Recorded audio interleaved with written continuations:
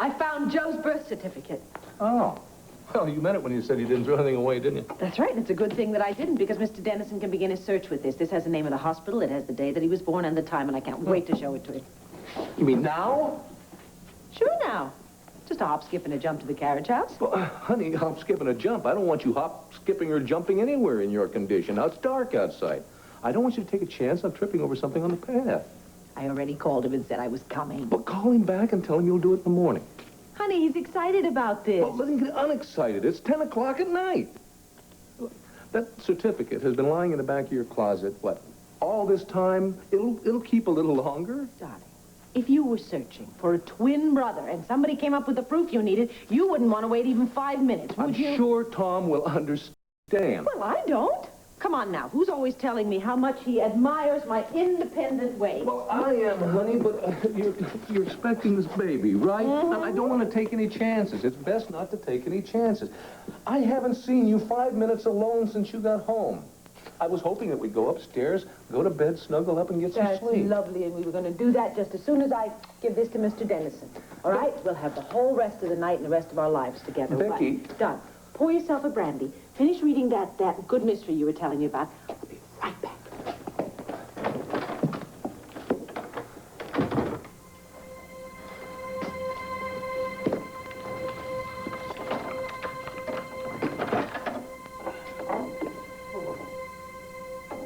Great, no lights.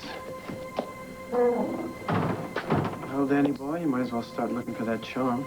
Don't want to disappoint the lady.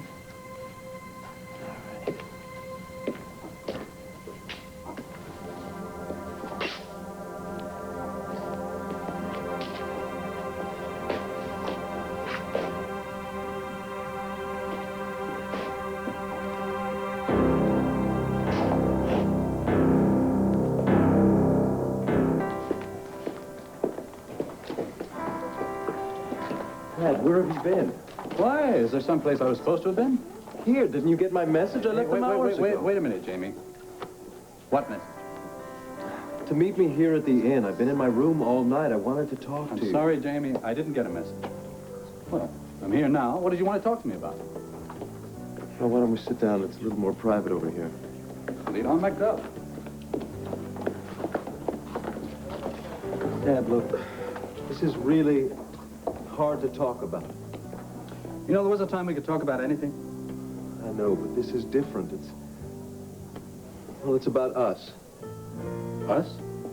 Our family. I just can't get it through my head. I keep wanting it to be true. Well, what's up? Well, now that you're here in Landview and Mother is here, do you think there's any chance of you two getting back together again? That's it? That's what you've been waiting all night to ask me? You don't know how much it would mean to me if we could all get back together and be a family again. Really?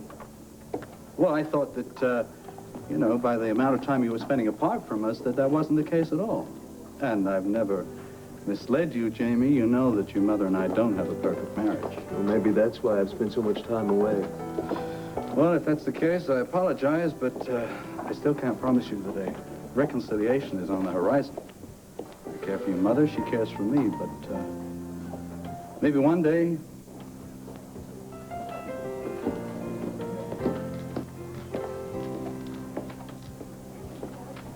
Jamie, are you all right? Yes, I'm fine. I just remember there's a call I have to make. Oh, yeah, go ahead. I'll order some drinks. What's your poison these days? Poison? What's a turn of phrase? I don't care for anything. I'll be right back. What the hell are you doing here? Watch the threads, all right? I told you never to come around here. I don't want anyone to see us together. Then why did you stop me? I didn't know you were going to be here. Why do you think? I want to find out what you did with the evidence. You mean the stiff? Not so loud, damn it. Hey, look, relax, will you? Susan got a fine burial, all right? Where? Well, it ain't the tomb of the unknown disciple. She's 6 feet under behind the back street bar. You sure no one's going to see the body? Look, you can't be sure about anything in life. I didn't know that your old friend was going to show up either. Dan, what was he doing there? He must have lost something. He was crawling around in the dark. I left him there. Did he see you? No. And he's not going to find anything about the factory either. As far as everything's concerned, the back street bar is finished in the crack business. You won't find a thing. It's got to be around here someplace. We snuck around the bar right here.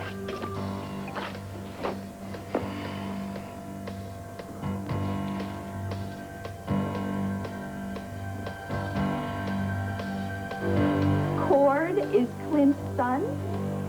That is the most incredible thing I've ever heard. Oh, cut the performance, Tina. You have known the truth for months. Otherwise, you never would have married my son. How many times do I have to tell you? I married Cord because I love him more than any other person I've ever met. Would you love him if he wasn't Clint Buchanan's son? And if he hadn't suddenly inherited a real estate fortune?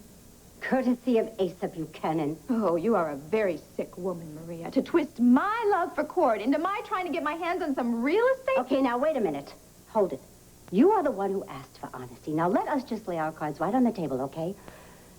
Didn't you know that Clint was Cord's father before you married him? Now I know what you're doing. You're going to tell Clint that Cord's his son so you can steal him away from Vicky. Tina. Only you have this kind of a mind. I have already talked to Richard and to Asa himself. Now, I know the truth. You found out. You found out that Cord was Clint's son, and you blackmailed Asa into giving Cord that land. That is the most fantastic fiction I have ever heard. Now, stop this. No more lies. Now, we both know the truth. Let go of me. You're hurting me. I can hurt you even more, Tina. I can ruin all of your schemes and all of your plans. Just one word to Cord. That's all. One word. Yeah, but you wouldn't do that, would you? Even if I did know that Cord was Clint's son, you wouldn't do that, right? Well, you're not so sure of yourself anymore, are you, Tina? But don't worry, because unlike you, I don't want to destroy my son's happiness. He really loves you, and for the life of me, I will never understand why. But I will not be the one to shatter his illusions. That's not all there is to it. You would be shattering his illusions about his dear sweet mother, too, wouldn't you? Yes. Yes, if he found out that I lied to him all of these years, he would be very angry with me. Angry? He would hate you just as much as he would hate me. Don't be serious.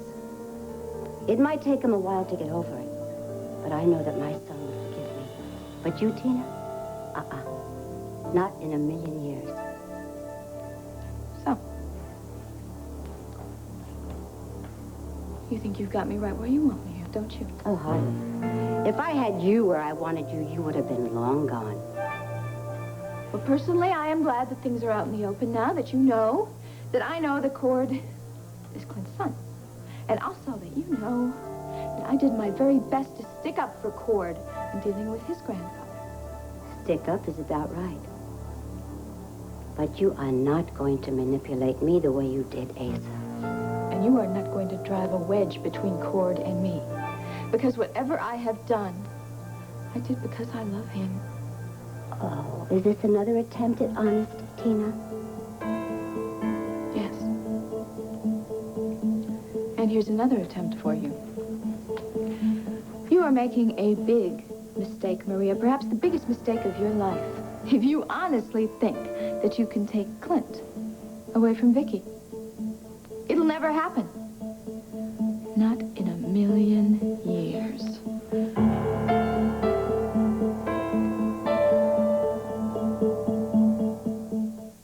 So obsessed with your lies that you don't even know the truth when you hear it. You're trying to tell me you never loved Clint? No, that is not what I said.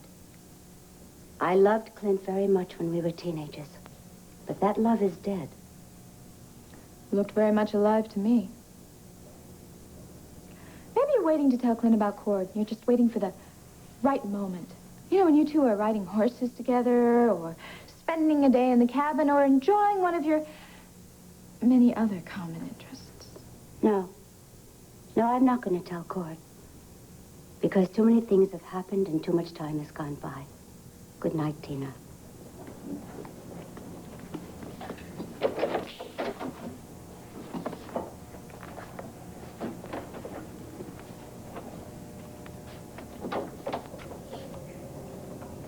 Maria, I know I have no right to ask you to give me fair warning if you should decide to change your mind about telling Cord. You're right, you don't. But if it's at all possible, I will. I'm only asking because I want to protect Cord. Because I really love him. He is the most important thing in my life. Look, you can believe whatever you want to about me, all right? Believe I'm a tramp if you want, but also believe that I really do love your son.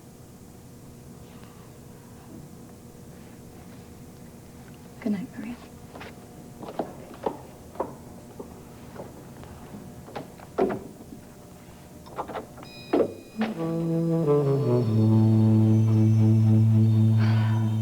Hello. I came over as fast as I could waddle. Is Mary Lynn around? She might like to see this. She's gone to bed. Mrs. Buchanan, I would like to apologize to you. What for? Well, your husband seems so upset about us going up to your cabin in the mountains, and Mr. Dennison, when your wife was giving birth to Mary Lynn, did you find that you hovered around her a little too closely, maybe? I suppose I did, yes. All right, then. It's all settled. We're going tomorrow. Now, take a look at this. Oh, Joe Riley's birth certificate. Excuse me, Mrs. Buchanan. Please. Won't you call me Vicky? Only if you call me Tom. That's a deal. Okay. Vicky, I want to thank you for helping me this way. It's just... Oh. What is it? Did you find something? I don't recognize the name of this hospital, St. Anne's. Of course, my adoptive parents didn't tell me where I was born, only when. But Joe's birth date's the same as mine. That can't be a coincidence. Well, That's got to mean there's that... nothing here to indicate that Joe had a twin. Yes, but if it should turn out that you were born at the same hospital Yes, where you he just was... read my mind, Vicky. Tomorrow, before we go up to the cabin, I think I'll stop off at the St. Anne's Hospital. Is it far from here? No, it's on the other side of Philadelphia. Oh, good. Excuse me. They're bound to have a record of whether or not another child was born on this date around this time, right? That's right. And if there was... If there was, that means Joe and I have been twins all along, and I have found a brother, and maybe even found out who I really am myself. It's so wonderful. I'm very sorry. Yeah, oh, well, thank you. Thank you very much. Thank you. Will you please forget about the damn tape? How can I forget about it, John? It's out there somewhere with Susan, and it's all that stands between me and freedom. Dorian, I promise you I will find it. How?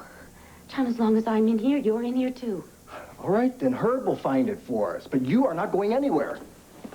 John, if you'll help me escape, I know I can find Susan. And if I find her, I'm going to find that tape. No, the safest place for you is right here. How can you talk about safe? Somebody tried to smother me tonight. The only time I'm going to be safe is once I get that tape and get out of here. Dorian, I'm not going to argue with you anymore. And I'm not going to let you risk that beautiful but stubborn neck of yours one more time either. Guard, is there a problem? No problem.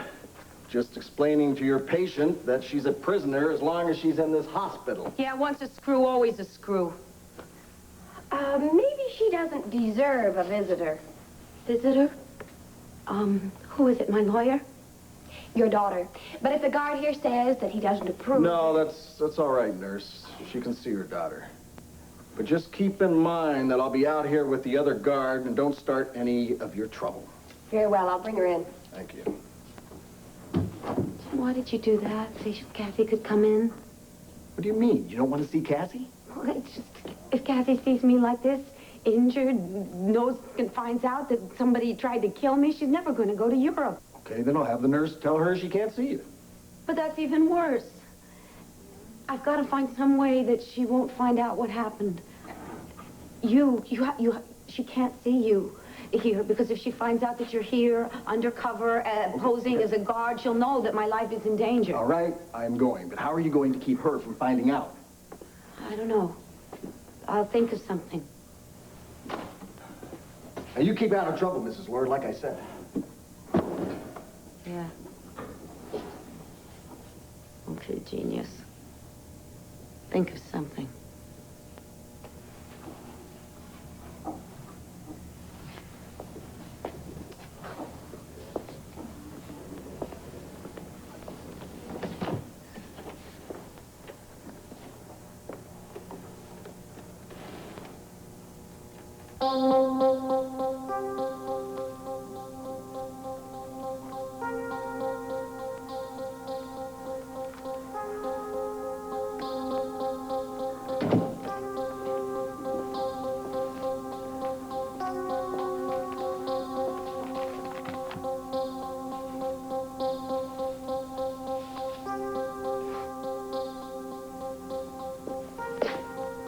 All right. Knew I'd find it. Dan.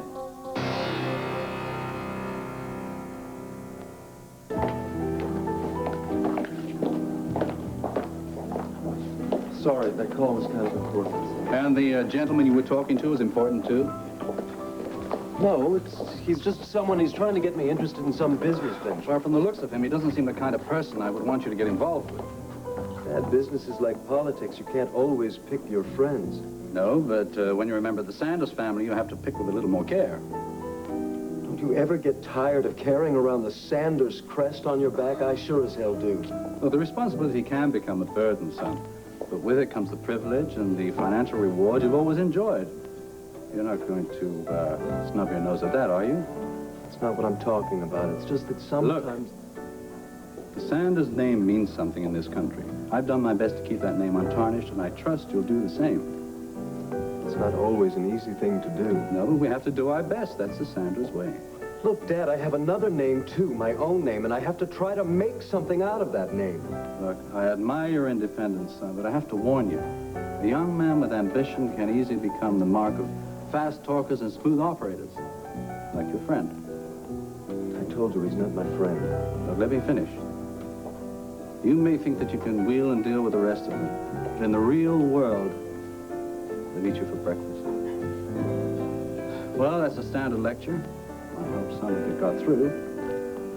Now, let's talk about something more, pleasant. I'd love to. Your mother thinks that I've been neglecting you. Now that I'm back from the States, I'd like to make up for old times. Dad, you don't owe me anything, really. Look, I don't want us to drift apart. It's been a long time since we went sailing or fishing up at the lodge. What do you say we make plans? All you have to do is not faint. Mom, are you all right? Yeah, fine. Honey, especially fine now that you're here. Oh, I was so worried about you when they told me that you were in the hospital room. Oh, what is that happened? what they told you? Those ninnies. Listen, I am working in the hospital. That's what they should have told you, see? They found out about my medical background, and so they put me to work, you know. That's all, and I hate the hat, though. It's just, it isn't me, is it? Boom, goodbye. Well, you seem a lot more cheered up than the last time I saw you. Oh, I am. I really am. Come on, let's sit down. I decided to take John's advice.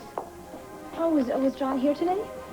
Yes, he was. So was hers. And they told me I have a lot to be optimistic about, you know, while my appeal is pending. Have they heard any new evidence about Oh, listen, come on. Let's leave all those tedious details to the lawyers, shall we? You came here at night. You wanted to talk to me. Let's talk about you. There's nothing much to talk about. You call a European vacation nothing.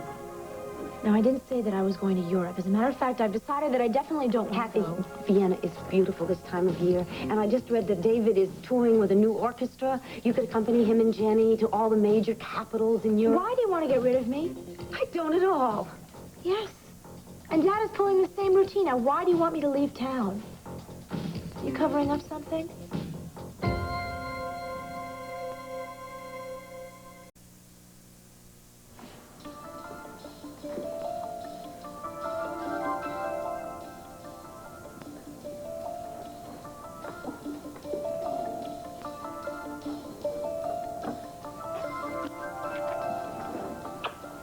We done it. I haven't been able to concentrate on a word I read. Oh, I'm sorry, honey. It took just a little tiny bit longer than I thought it would. Well, I'm not upset. Do I look upset? Mm-hmm. You look upset. If you had seen the look on his face, though, when he saw Joe's birth certificate, boy, oh, boy. Well, does he have a twin or doesn't he? The suspense is killing me. No. No, he's not absolutely sure yet. But their birth dates are exactly the same. So tomorrow he's going to go to the hospital where Joe was born. He's going to check out their records. Really? Yeah. Well, good for him. Then you don't have to go to the cabin after all. Oh, yeah, we'll go right after Tom gets back from St. Anne's. I see. Have fun. It'll be a lot of fun if you come with us. Come on, honey. While Tom is going through all those old papers, you and I can go for a lovely long walk together in the woods, just you and me alone. I need more notice. Somebody has to run the paper, you know. Oh, what a grouchy old bear you are. Didn't anybody tell you bears belong in the woods? I'm not a bear, I'm an editor. Cut it out. If you're a grouchy old bear, you should see yourself.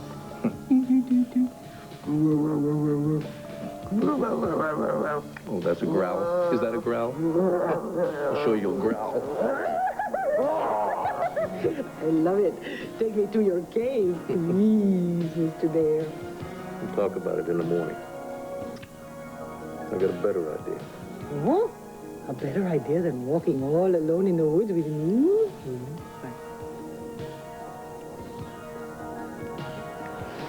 My mother warned me about men like you. Your mother was right.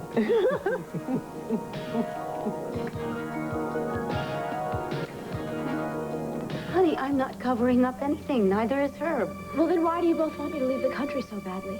It's not that. It's just we don't want you wasting your life worrying about me. And I wouldn't worry about you in Vienna. Darling, the point is we don't want you worrying at all. Come on, look, I'm working here. You know, I'm helping people, and Herb's gonna get me out of here. I just know he is. In the meantime, I'll stay healthy, productive, and as safe as can be. All right. If it'll help you, I'll go. Oh, that's my baby. That's my baby. Maybe I'll even ask Joy to come. You know, I could probably use some company. Could I? Oh, think of it, two American beauties. The Europeans won't know what hit them. Are you sure you're all right? You look a little pale. Oh, I'm fine. It's just I've been working with the patients all day long. Well, then why don't we go back to your cell and then you can get some sleep? Are you taking care of yourself? Honey, this is prison. I can't just come and go as I choose. I have a little while longer on my tour of duty. This could be the last time that we see each other before you go to Europe. And I want you to know that even though I want you to go, I'm going to miss you very much. I'm going to miss you, too. And it's not going to be forever. I mean, I'm going to be back. And when I get back, Dad is going to have you out of this place. You bet. I mean, in no time at all. I'll be back home. I'll be back to the studio. I'll be back to my old tricks. So there's no reason for either one of us to be sad. No, there isn't. But look at us. Sweetheart. That's right. We're no tears. Come on, we wipe, we fix. Right? No melancholy goodbyes. I'm gonna be really busy around here, and you're gonna have the time of your life. If I had never gotten involved with Mitch, you would never be stuck in Don't the first you place. start No, that. I have Don't. to say it, Mom. There are no words that I can find to thank you. But every daughter owes their mother their life, and I owe you mine twice. I'll never forget that, Mom.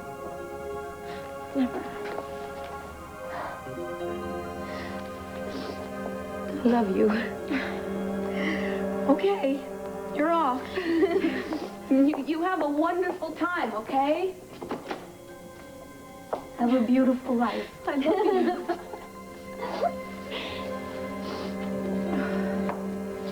Love you, baby. You too.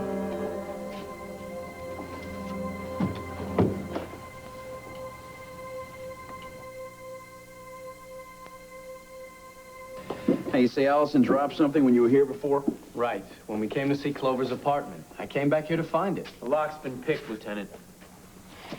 Do you always break into places to impress your girlfriends, Dan? All right, I picked the lock. But look around you, Rafe. There's nothing here to steal. All I wanted was that locket, and then I was gonna leave. I mean, look, it's no big deal. It's just a little gold heart that Allison's mother gave her. So can I please leave now? What's that on your sleeve, Dan? What's what? How'd you get blood on your shirt? Blood? God, I don't know. It wasn't on me when I came in here. Looks fresh to me. By the looks of things, you didn't cut yourself. Lieutenant, there's some here, too.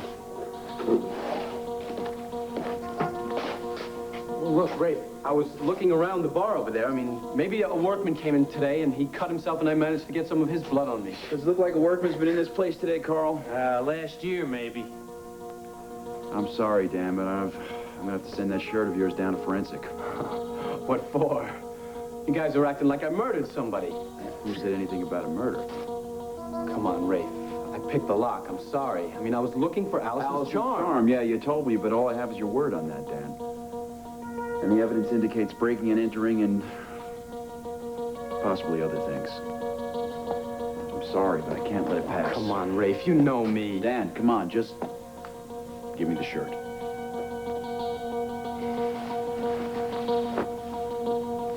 You're damn right I was worried about him, Warden. For all I knew, the kid might get so scared he'd run to the cops. Look, you don't have to worry about the body. If the cops ever find it, I've got all the proof they need to nail the killer. And I've got just the right patsy to nail it on. What a way to start a day, honey. Ma, I heard you chipper. What did you do, discover oil under the mansion? No, even better than that. I woke up this morning, had a message from my wife. She's back from Malakeva, can't wait to see me. Asa, I picked the Vernon Inn because it's neutral ground and I wanted to talk. All right, fine. Let's start with, I come home from Texas. I find my wife flew the coop. Why? You really want to know? And yes, ma'am, and while you're at it, tell me why you're occupying a room here when you should be home with me. I'd be happy to tell you. Asa, I did an awful lot of thinking while I was on Malakeva. And there's one thing that I have to make very clear to you. I am not going to come back to you or to the mansion unless you agree to abide by certain ground rules. This area is a drug supermarket anywhere in these 4 blocks. You pull up your car, roll down the window, you can buy anything. Yeah, including crack. Especially crack. The mayor put on a disguise and went with a TV crew to buy some, made all the evening news shows, and everybody forgot about it. Yeah, well, people won't forget about it once we take pictures of these guys and plaster them all over the front page of the banner. Cord, I still don't see how you're going to get these guys on film without being spotted. No sweat, Sherlock. Well, that's not bad. You'll still be risking your life. Yeah? Well, that's okay, because I know what the risks are, and I'm not worried. Well, I am. I'm assigning my best undercover cop to go along with you. And no arguments or the whole plan's off. Rafe, I got the lab report back. They analyzed that blood from Dan Rolick's shirt. I think you better take a look at this.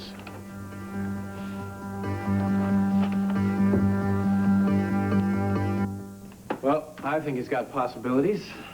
Don't you? Oh, yeah. Just think how many sardines you could squeeze into this place. Hey, it's not that small. Dan, I'm just joking. Actually, it's not too bad, considering how much time you spend at home anyway. Yeah, well, maybe if I spent more time at home, I wouldn't be in trouble with the cops. Cops? Yeah, I almost got arrested at the back street last night. What were you doing there? Well, you remember the apartment that Alice and I went to look at in the back there? Why'd you go back there? Allison lost a charm on her bracelet. Her mother gave it to her. So I picked the lock to get in, and I was looking for... Wait a minute, you said something about the cops being there. Right, well, Rafe Garrettson and these other cops come busting in. They asked me what I'm doing there, you know, why I picked the lock. The point is, Dan, why were they there? I don't know, maybe somebody saw me sneaking in and they called the cops. And all they found was you? Nope, they found something else. I don't know how, but I managed to get blood on my sleeve. I mean, and Rafe took the thing right down to the police lab. They're checking it out now. Can you believe it? I'm prepared to go all the way to the state attorney general's office if I happen to Judas. Dorian is in danger. Her life is in danger as long as she is Statesville prison, and I want her transferred. To a minimum security prison, I agree. You do? Herb, I was there. I know somebody attempted to take Dorian's life. And if you want her transferred, I'm not going to oppose it. Well, I must say that I am grateful. I'm also pleasantly surprised. I was expecting, The usual firefight. Well, that is your style, you will admit. Counselor, I'm not all style. I mean, I know this is very difficult to understand, but in fact, there is some substance underneath. In fact, sometimes when I wake up in the morning, I don't see a prosecuting attorney. I see a human being. In fact, a woman very much like Dorian. If I'm not mistaken, I detect a hint of compassion there. It was my job to try and convict her. That doesn't mean I don't feel for her. All right, Madam Umpire, let's hear your ground rules and see if I can play your game. Well, actually, there's only one. You must never, ever involve me again in one of your lies. And if you do, then I'm gone. Hold on. Are you saying I have to tell Clint about Cord? If you haven't got the courage to tell Clint that Cord's his son, then maybe you can just muster up enough courage to at least keep me out of it. This has nothing to do with courage. I've ridden more bucking horses, gone after bigger game than anybody. Asa, I am not talking about that kind of courage. I'm talking about real courage, moral courage. You're saying that I've got to lose the love and respect of my son? No. Asa, you just don't see it. You will lose the love and respect of your son if you don't tell the truth. This is the deep soul-searching you did in Malakeva? This sugar-coated, simple-minded philosophy? All right, the truth may be simple, but it is not simple-minded, and your idiotic lies do nothing but get you in more trouble. If I'm such an idiot, why didn't you stay in your paradise? Because I love you. I come back and try to make an appeal to a man who talks about truth and honesty and trust. Asa, they are more than just words. Are you kidding me? You lecture me on trust and honesty? I don't think my plane hit the ground in Dallas. When you picked up and got cozy with your new model, lovely Pete O'Neill. What? Don't deny it. I saw the damn sketch. Now I know what you've been doing behind my back. Yeah, it's rare, so? So, it's going to make it easier to trace. Trace to what? To the blood that you found on the edge of the bar at the back street. Look, maybe I better just take off out of here. No, Cord, it's all right. We're not discussing any secrets here. We're not even discussing a crime. No, not right now we are, but Dan we could said be he in was a looking couple for of... a charm that fell off a bracelet. Now, why shouldn't we believe him? You know, Rafe, a couple of weeks ago, I lost my favorite fishing rod. Tore the house upside down looking for it. I didn't get blood on my shirt. Dan says he doesn't know how that stain got there.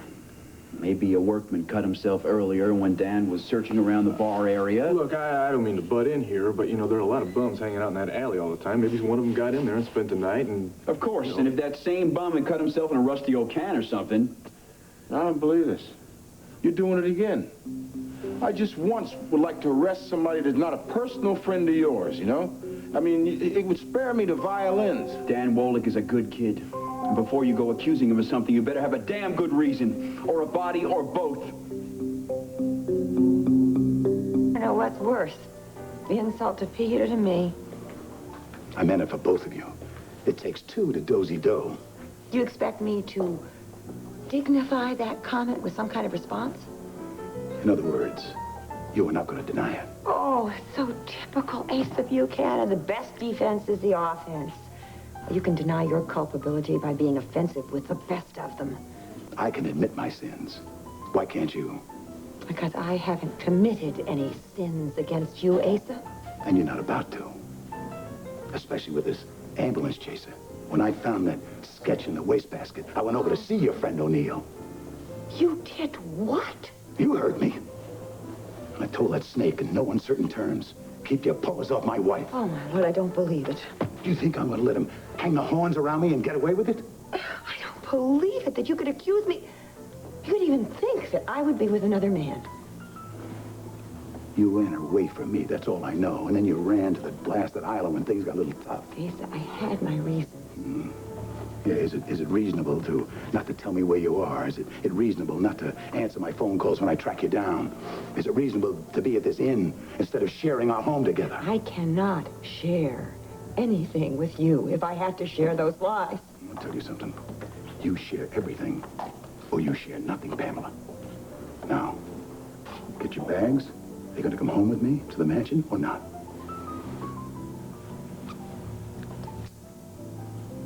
That's your answer.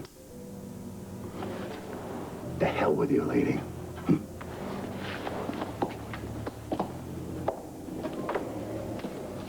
And what are you staring at, huh?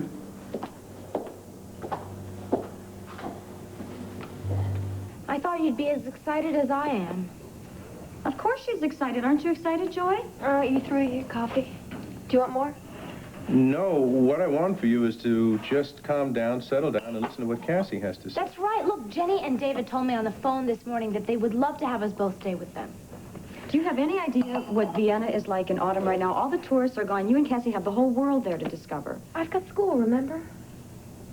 I thought you were doing independent study. She is, art history, and what better place to do it than Vienna? That's right. I just need time to think, all right? No, there's no time. The flight leaves tomorrow morning. Tomorrow morning? Yep. No. Joy, look, we all know that these last couple of months have been very rough on you. But, darling, what better place to go, what better time to go to Europe and just cool out, to rejuvenate yourself? Well, I'm doing just fine. You're not doing fine. You're doing dishes and you're up in your room reading old magazines. Cassie is offering you a chance of a lifetime. That's right, and we'll have so much fun. Well, what about missing everybody? Especially your mother. I've thought about that, but my mother wants me to go. Besides, she's being transferred to another place. Did I tell you that? She's going to be safe and sound until she's released. Well, look, you know, if Cassie has no reason to stay here, then you have even less. I'll make it easy on you. I'm kicking you out of the house. I have no choice. Oh, then it's settled. All right, let's go to your room and pack your things, but remember, you don't want to bring too much because we have to leave a lot of room for buying things.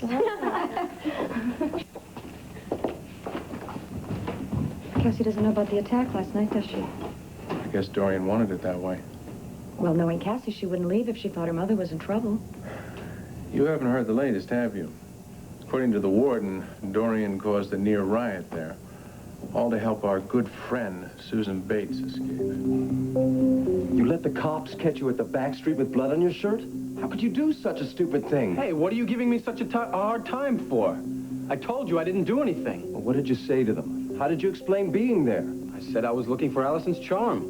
What about the blood on your shirt? How did you explain that? What's to explain? I told them that I accidentally, you know, must have rubbed off on it. What if the cops don't buy your story? Look, Rafe Garrettson's a good guy. He's got no reason to doubt me. What's it to you, anyway? You act like you're the one they arrested. I'm sorry. I guess I'm just nervous about my folks finding out that I had anything to do with the back street. What do they care if you're thinking of buying the place?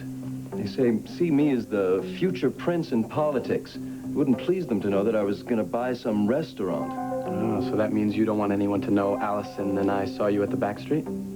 I'd appreciate it. You got it. I know what it's like to have parents breathing down your neck. Oh, that must be Allison. Allison, what took you so long? Dan Wolek, when you call a girl at 9 o'clock in the morning and say, hop out of bed and come right over, you better be prepared to wait. Hi, Allison. Now, from the look on this man's face, the wait was worth it. Well, I'll leave you in his clutches. I mean, his hands. Thanks, Jamie, I think. Jamie, about our agreement. Don't worry. Thanks, Dan. You don't know how much I appreciate it.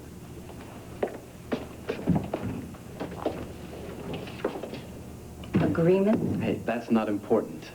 But this is, I think you misplaced this, Miss Perkins. Oh, Dan, you found my charm. Oh, thank you. Hunting's been good this morning. Yeah, Dad and I went to St. Anne's Hospital to check out the birth certificate you found. Did it help? Well, I was able to cross-check the time and date of Joe Riley's birth. According to hospital records, 2 boys were born on that date, just moments apart.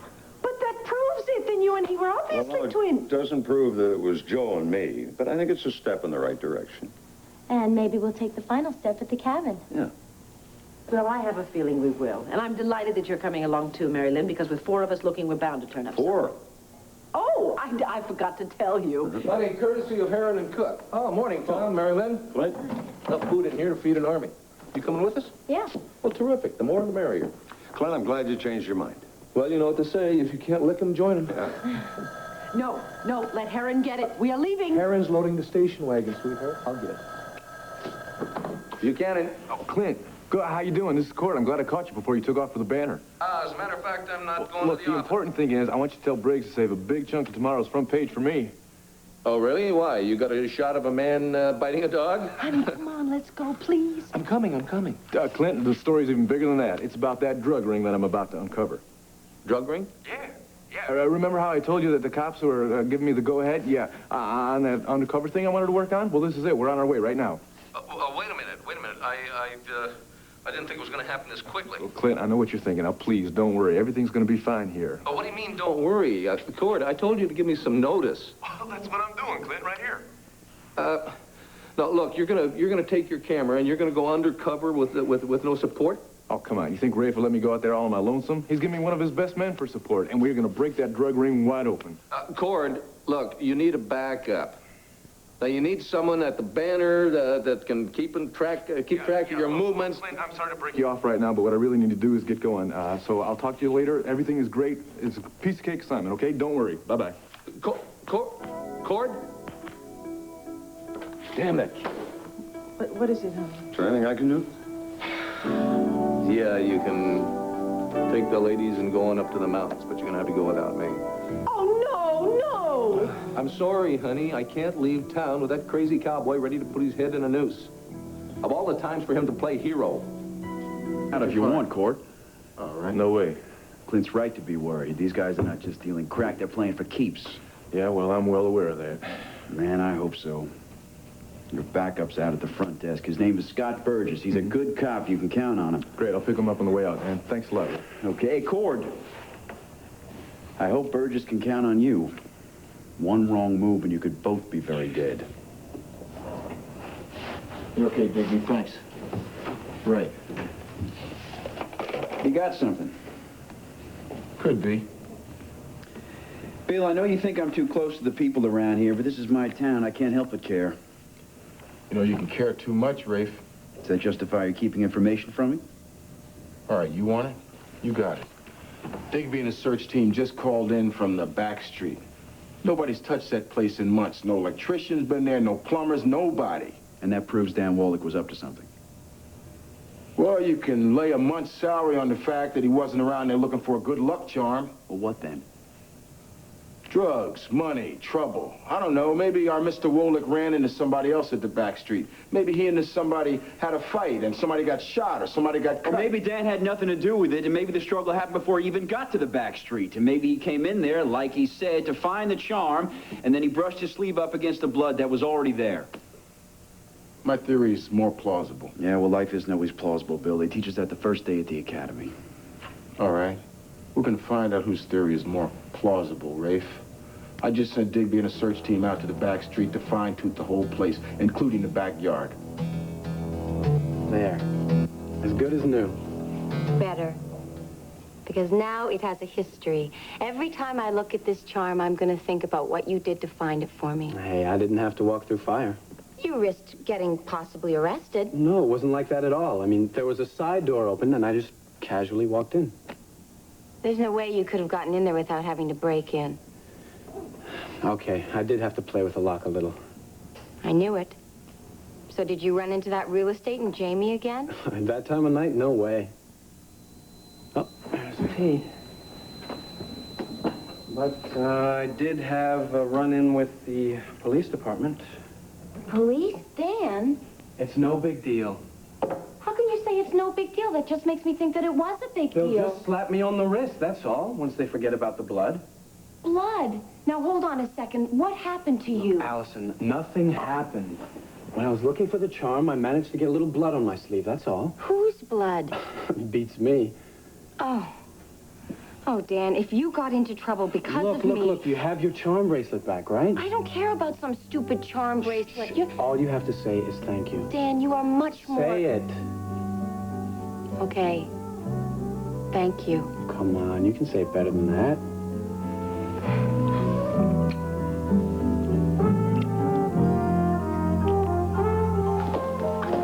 Oh, Mom, great. I was hoping to see you before I go. Go where? Well, I haven't talked to Dad yet, but I'm hoping to get the yacht. Where to? Around the Chesapeake Bay to join some friends. Jamie, they're always friends to meet. You have to leave Landview right now. Well, I don't have to, but I kind of said I would. Couldn't you put it off for a while?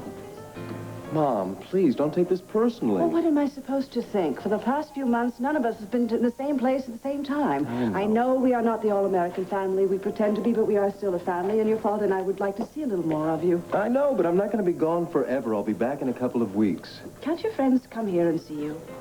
Why should they want to come to Landview, Pennsylvania? This place is nowhere. Jamie, could we get together some night this week and have dinner and talk about it? As long as you're not planning on working on Dad. I'm not going to work on your father. I just would like to have a little family discussion. I don't think that's asking much, do you? No, I guess not. Good, then we'll plan it. Now I've got to go to the office. I'm late. Okay, but I want to push off by Saturday. Oh, Jamie.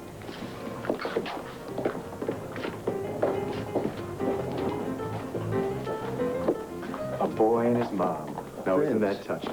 I wanted to find you. Listen, I've got to talk to you about Look, it's something. not important. What's important is this. Since when are you into gospel music? I'm not, but little Susie was. Susan, what do you mean? Did you take that off? Shh, it doesn't matter where I got it. What's important is what you're going to do with it. I don't want any part in it, Look, Vince. you don't have to hold on to it for a long time, just until you place it in the right place. And that's Dan Wallach's apartment. Think I would plant some tape in Dan's apartment. Look, let's just call it insurance. Against what? Didn't you say that the cops found Dan snooping around the back street after I left with blood on his sleeve? Yeah, he got some on accidentally. They can't trace it back to Susan. Not yet. But guess what I heard from a friend downtown? The cops are going to close in on the back street. And they're going to check it out in the back behind the bar. No, that means they're going to find the grave and Susan's body. You catch on quick. And as soon as they find Susan's body, they're going to check into who owns that place. They can't trace it back to me. The back street was bought by a corporation out of town. A dummy corporation. But the cops ain't dummies. Now, they're going to check that out with their computer, and they're going to find out who owns the place. And that's you. We can't let them do that, Vince. They're going to find out that we were dealing in crack and that I was involved in Susan's murder. Look, we have to keep them from asking too many questions. How? Once they find out there's a murder, they'll need a murderer. Somebody to pin it on and make it stick.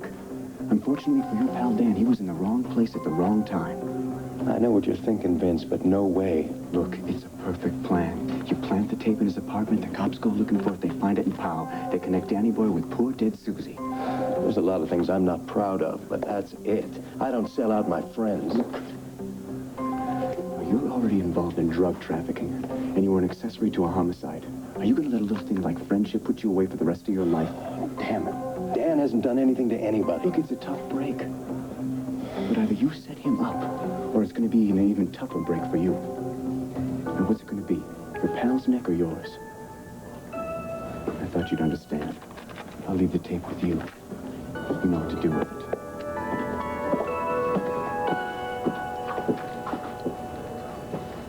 How can I go to a sophisticated city like Vienna when I have nothing to wear? What? What do you mean, nothing to wear? You've got a whole walk-in closet upstairs, not to mention all your winter clothes in the closet down here. They're all old and used. And at the very least, I'm going to need a new winter coat. What happened to last year's new winter coat? No, she's right. I mean, that coat isn't going to do at all. Why not? Because she's going to Vienna with Cassie. She's going to have the latest style. I'm just going to forget it and do the dishes, okay? No, look. I got lots of credit cards. I'll buy you a beautiful new coat for your trip, okay? No, wait a minute. All right. Last time I checked, I was still the head of this household, and Cassie's going to get a new coat for Vienna, huh? Yeah, she's at the store right now. Well, then what are you doing standing here, going through all last year's clothes? Go on. Go out and buy the latest and greatest fashion you could find. You mean it? Sure. Can't let a coat stand in your way of the greatest trip in the world, can I? I mean, what's it going to set me back? 100 and change? I mean... When was the last time you bought a coat? Not even close, huh? No, we've got to get new boots, gloves, a hat. No, wait a minute. No. I'm excited about this trip now. That sounds good. Well, come on, let's get out of here before the head of the household changes his mind. I'm talking about coats, not... Thank you, Pete. Oh, Dee Dee, hi. Is Pete here or has he already left for work? No, you managed to catch him. Dan? Oh. Welcome back. I was beginning to think you fell off the face of the earth. Thank you. Hi, Joy. Hi, Pam. I just want to know if I could. I don't want to take up too much of your time, but I needed to talk for a second in private, if that's all right. Sure. These two ladies were just about to go, weren't you? Of course. Have a good time. Not too good a time. Come on inside.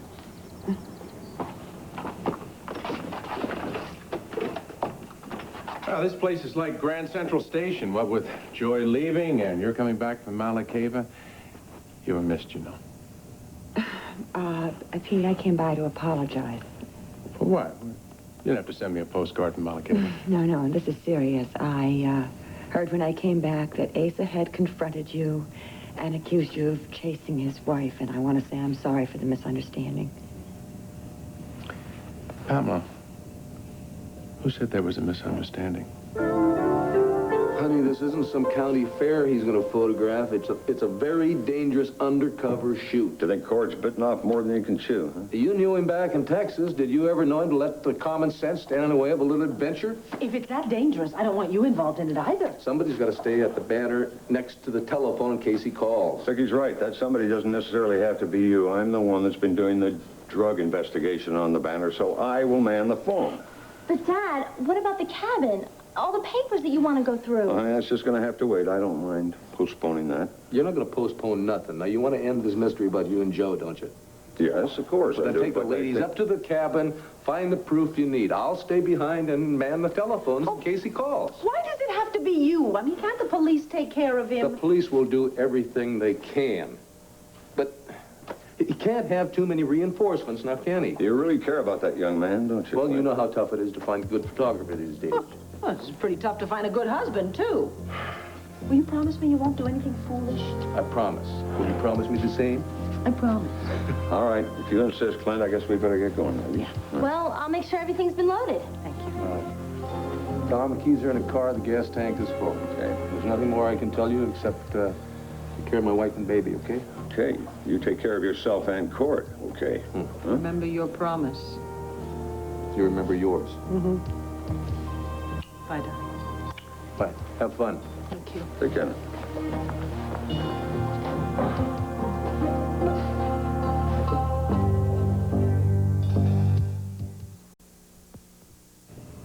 Pete, there is no reason for you to defend Asa. I'm sorry that he subjected you to his jealousy and his anger. Both of us know it was totally uncalled for. Well, maybe you know that, Pam. But I don't. I guess Ace is a lot sharper than I thought he was. I wish I understood what you were talking about. Oh, I think you do know. Pam, come on. If Asa could see how attracted I am to you, you mean to tell me you missed it? Pete, I came over here to apologize for my husband, not to encourage you to think that Pamela. Now, I've never made a secret of how I feel about you. Now, are you going to tell me that you don't feel something, too? Well, I enjoy your company, if that's what you mean. That's not what I mean, and you know it. Look, Pete, I can't deny that I feel closer to you than any other man I've met since I married Asa. You mean Captain Jeff Stewart? No. No, I mean my husband. Now, we are good friends, and we can remain good friends. Pete, that's all it can be. You know, I had a teacher once who said, never use can. What you really mean is may. You know, I know people think that marriage vows are a little old-fashioned these days, but I've never been one to be in tune with the fashion. Pete, as long as there's even a chance that I can save this marriage, I can't entertain the thought of any alternatives. Okay. So you came back from Malacaba to the mansion to give it one last shot. I guess you could say it that way. Whereas right now I happen to be living at the Vernon Inn. Really? No, but don't you for a second think that I'm any less committed to making this work. Pam, I've heard of separate bedrooms helping a marriage, but separate residences? Oh, come on, please, Pete. Don't make fun of me. I'm not making fun of you. I'm fascinated. Really, I can't wait to see how you're going to make your marriage work when you're living at the inn and Ace is living in the mansion. Well, that is going to be my problem, isn't it? No, your problem is Asa. Asa. It's always been Asa. He's been pushing you so hard you can't live in the house. Pete, please. Look, I've said what I came here to say, and I hope that we can remain friends. You used can Goodbye. Don't, please, Pete.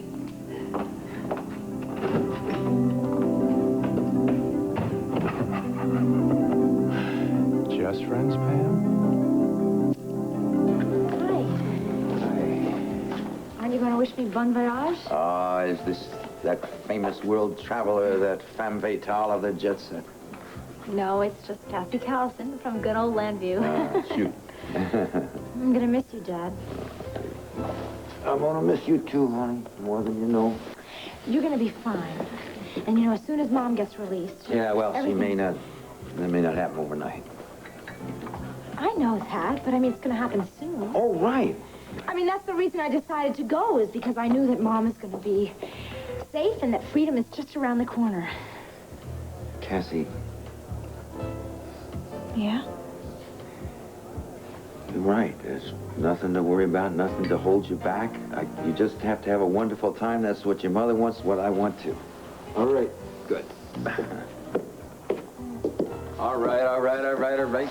Break it up. Come on. You know, we got rules here against open displays of affection in the Vernon lobby. Since when? Since you stopped giving it to the owner. Oh, well, listen, you better hurry up and kiss her goodbye. She's leaving for Vienna tomorrow.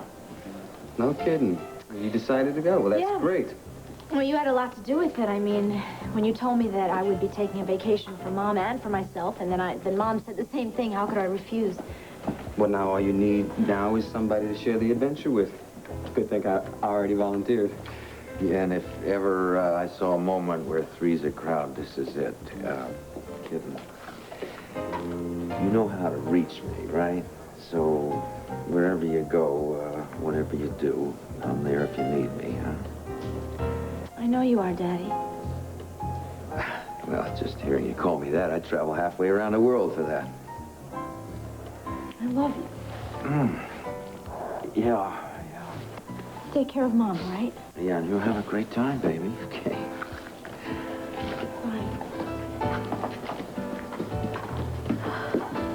So what do you say? You and I gonna ride off in the sunset? I don't take it too hard, buddy. You win some, you lose some. And sometimes you get rained out. I know, I've been telling myself that all morning. Doesn't seem to help a bit. Yeah, well, you and Burgess went to the right block according to our information. Nobody blew your cover, did they? Are you kidding me? I don't think anybody noticed us. You know, Burgess and I were the only ones out there in the alleyway in the corner all morning. No drugs, no dealer, no story. Doesn't make any sense unless they decided to shut down suddenly. Or maybe there was some kind of leak from inside. Well, I doubt that. We handpicked the people who knew. Yeah. Well, look, whatever the reason doesn't make any difference, because next time we are not going to make the same mistakes. Well, what next time? Burgess and I did get one very interesting tidbit of information this morning. Seems that there's going to be some high-powered drug meeting over at the Cameron House. You know, that building over on River Street? A board meeting of crack dealers. Yeah, we think it's going to be something like that. So we're going to move our whole undercover operation over there, and I'm going to be taking pictures of everyone who shows up. Catch you later. No, wait, Cord, wait a second. Before you get... How you doing? All right. I just heard Digby and his search team out at the back street. They hit pay dirt. What did they find? Freshly dug grave out back. They opened it up, found a young woman's body inside. It's on the way to the morgue now. We ought to know in a few minutes who she was and how she died. To date, and, I'm ready to go. I already have a companion. I'm going with Joy. Oh, well, Joy's fun. I like Joy. Bring Joy along, all three of us. We'll have a great time. Rob, you don't understand. Look, Cassie, we didn't get a European vacation when we were married. Rob, I think that if we go this time... I can't go with you. I thought we had an understanding together. I thought we reached one.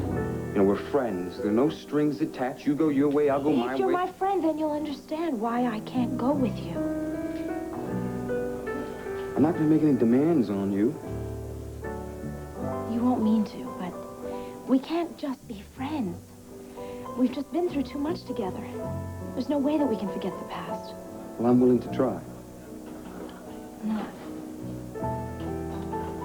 I'm sorry, Rob. I just want to make this break as clean as possible.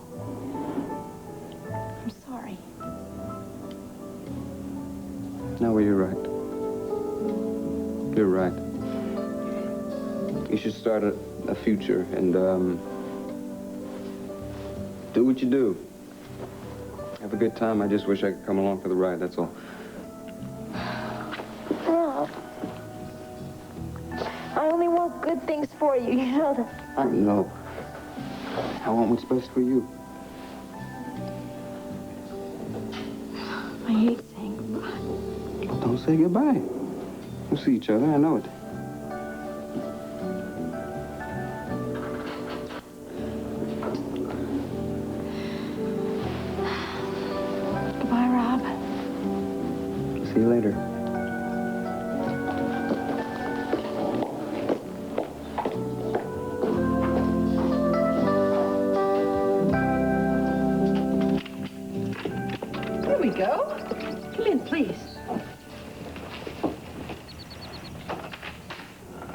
is it, Marilyn?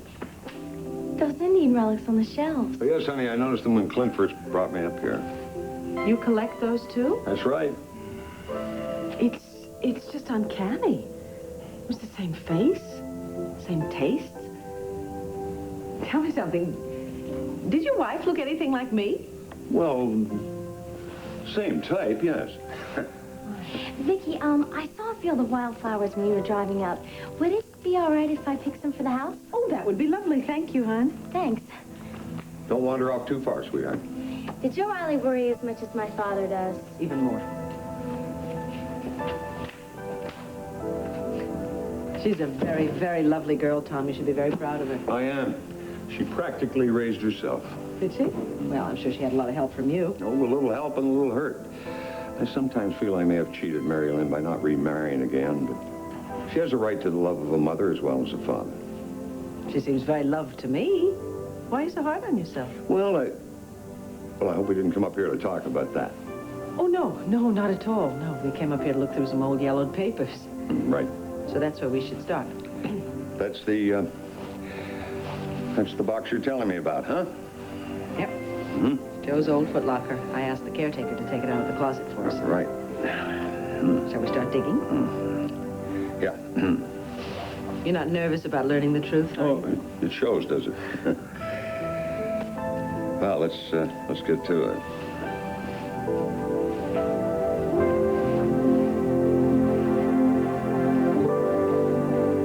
Why is Cord so convinced that he's going to find a convention of crack dealers over at the Cameron Hotel?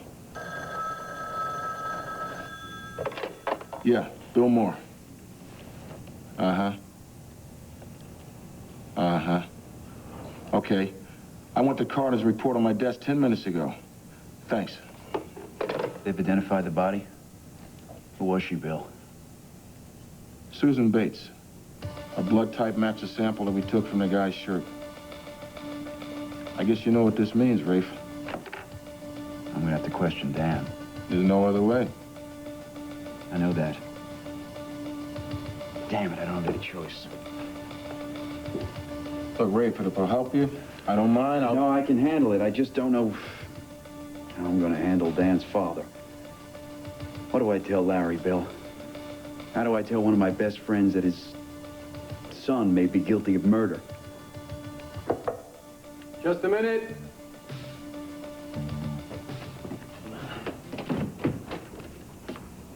The joke about the sardines was kind of a cheap shot. I hope this'll make up for it. Jamie, get in here, will you?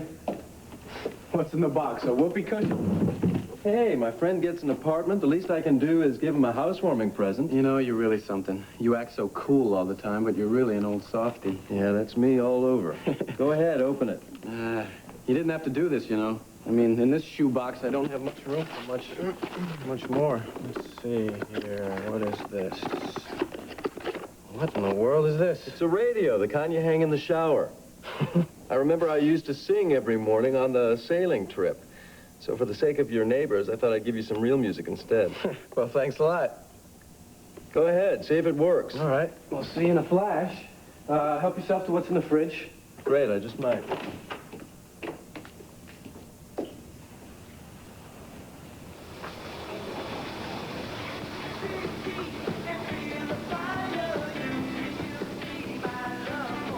Hey, it works. You hear that, Jamie? You think of the wildest things.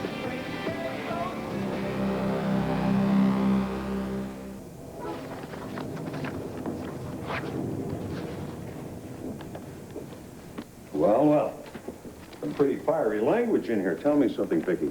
Did you ever get the freezer fixed? Huh? Yes, we did. Yes, we finally did. Took about 2 months and 13 of those. It got to the point where you couldn't mention the word freezer without Joe going nuts. I can relate to that, believe me. Well, well. Mary Lynn is going to get caught in a downpour if she doesn't get back here soon. Oh, it's starting now. Oh, no. What is it? What's wrong?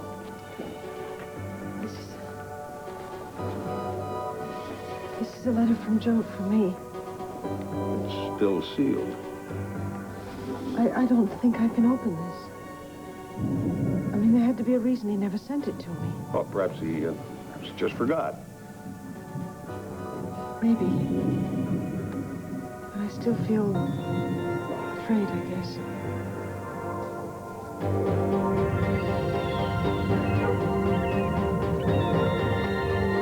How does your head feel? It throbs every now and then, but it's not too bad. Herb, I don't need to be in here anymore. No, you're safer in the hospital under the circumstances. I want to keep you in here until your transfer to minimum security comes through. Under what circumstances? They found the body of Susan Bates. She's dead? It was in a grave behind a back street bar. The police discovered it about an hour ago. What about the tape? Yeah, it wasn't listed among her possessions. Herb, that tape is my only ticket out of this place. Sweetheart, I know that. I'm meeting with Rafe Garrettson later on. In the meantime, the police are searching the area for clues. Maybe the tape will turn up. Who killed her? Why? No lead so far. Oh, what do you want to bet? That whatever the reason is for killing her, it has something to do with whatever it is that the women are doing around here when they're taken out of this prison at night. And what do you want to bet? That Matron Spitz did it, or had it done, or even the warden himself. Making an awful lot of assumptions. Herb, and when I think about it, it all starts to make sense. But how? How did a male convict get loose in my prison cell block? How did he have a gun? I'll tell you how. Because he was hired to murder me.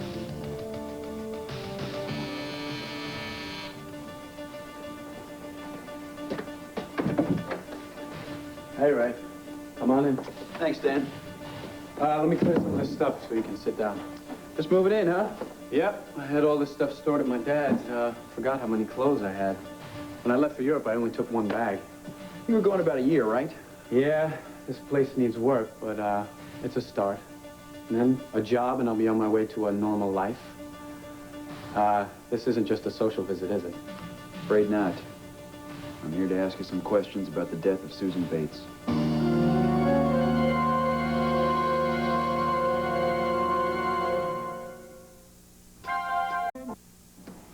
Well, I'm glad to see you made it back safe and sound. Sit down, Clint, I'm fine. I tell you, there was no chance of any danger over there because nothing went down. Every single one of those street corners that the cops had pegged for heavy drug trafficking was totally inactive. Nothing happened. Why? Word get out what you and the cops are planning to do? Well, nobody knows for sure. I'll tell you one thing. Rafe sure as hell doesn't like the idea that one of his cops may be going around spreading departmental secrets. But we did get lucky. We found an informant, and he told us that there is a big drug meeting going on over at the Cameron building this afternoon. All the head honchos of this drug ring are going to be there. Well, no, wait a minute. I hope you didn't stop by here to tell me that you're planning to pretend to be one of those honchos. No way. No, you think Rafe would let me do that? He's got me going over there pretending to be a painter. And I'm going over with Scott Burgess. He's the cop who helped me out this morning.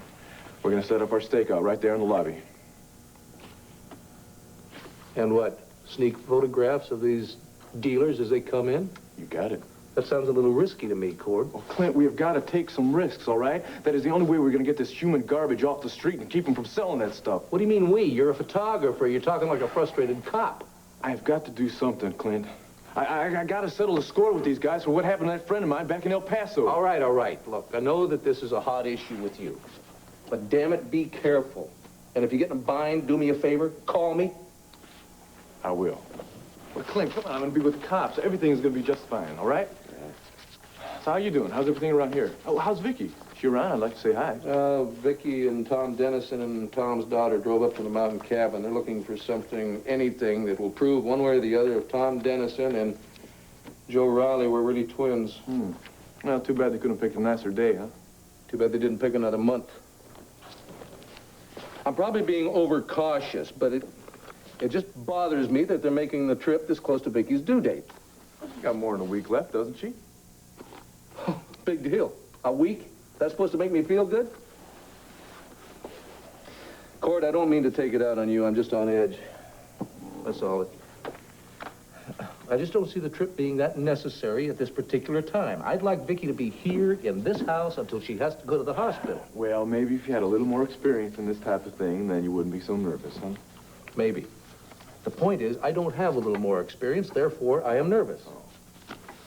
Meanwhile,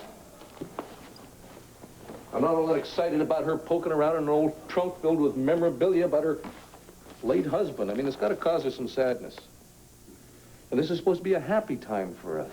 You know, and I'd like her looking forward to the future instead of dwelling on the past.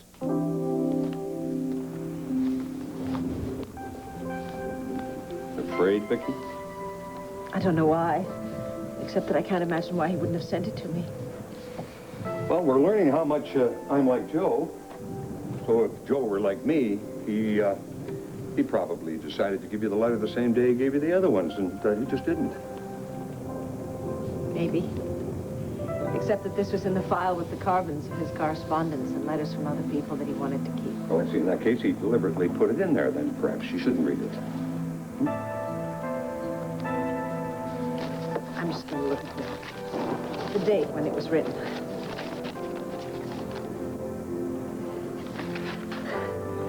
Oh, dear. It was written September the 11th, 1979. That's very shortly before he died. You want my guess? It's a love letter. Describing how he felt, distraught he felt about having to say goodbye to you. And after he wrote it, he read it and decided he just couldn't give it to you at that time, so he put it in here. That might very well be. Yeah. He spent an awful lot of time being very strong for me. After he died, I found some notes around the house reminding me to be strong and telling me that he knew how much I missed him, but that life had to go on for me and for Kevin and for little Joe. He wasn't even born yet.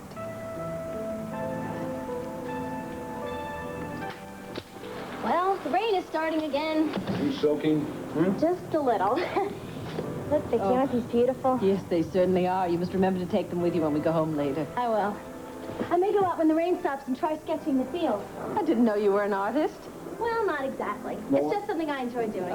When the rain stops, honey, you can go out and sketch the field. In the meantime, you should go and get dry. Besides, it's rude to drip on someone else's carpet.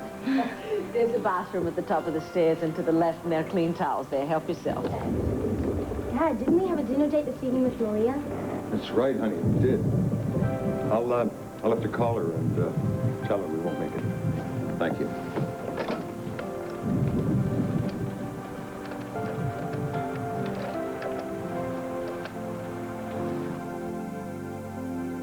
Death? Well, was it an accident or suicide? What? How well did you know her, Dan? Look, Rafe, I don't know how she ended up dead. Would you just go with me on this? All right. I didn't know her. I saw her once, and aside from what Allison told me, I just knew her from what I read in The Intruder. Yeah, she made some disparaging remarks about Allison in that article, didn't she? Yeah, it got me really mad. It got Allison really upset, too. I mean, as soon as the publicity dies down around the mission, something kicks it up again. So Allison asked you to go to Statesville to talk to Susan Bates about the article? No, that was my idea. I figured an objective outside person could, you know, get it through her head that she didn't need to bring Allison down with her. But you didn't get anywhere, did you? No, she was a very infuriating person, Rafe. She was still spouting the gospel according to Mitchell Lawrence when I went to see her, and anyone who didn't listen was an enemy. So the argument got hot. Oh, yeah. I mean, we were yelling at each other, you know. I don't usually go off like that, but she really made me flip. Yo, how did it end up? Well, I don't know. She threatened me or something, maybe, and she was crazy, Rafe. She was off the wall. I just wrote her off as a crazy. I told Allison that there was no hope that Susan Bates would ever see the truth about Lawrence. When did you see her again? Susan, never. Why are you asking me all these questions anyway? Dan, are you certain you didn't see her last night at the back street when you were looking for Allison's charm? Yeah, why? She was murdered at the back street. And the blood on your shirt matches her blood. Oh, wait a minute. You don't think I murdered her, do you?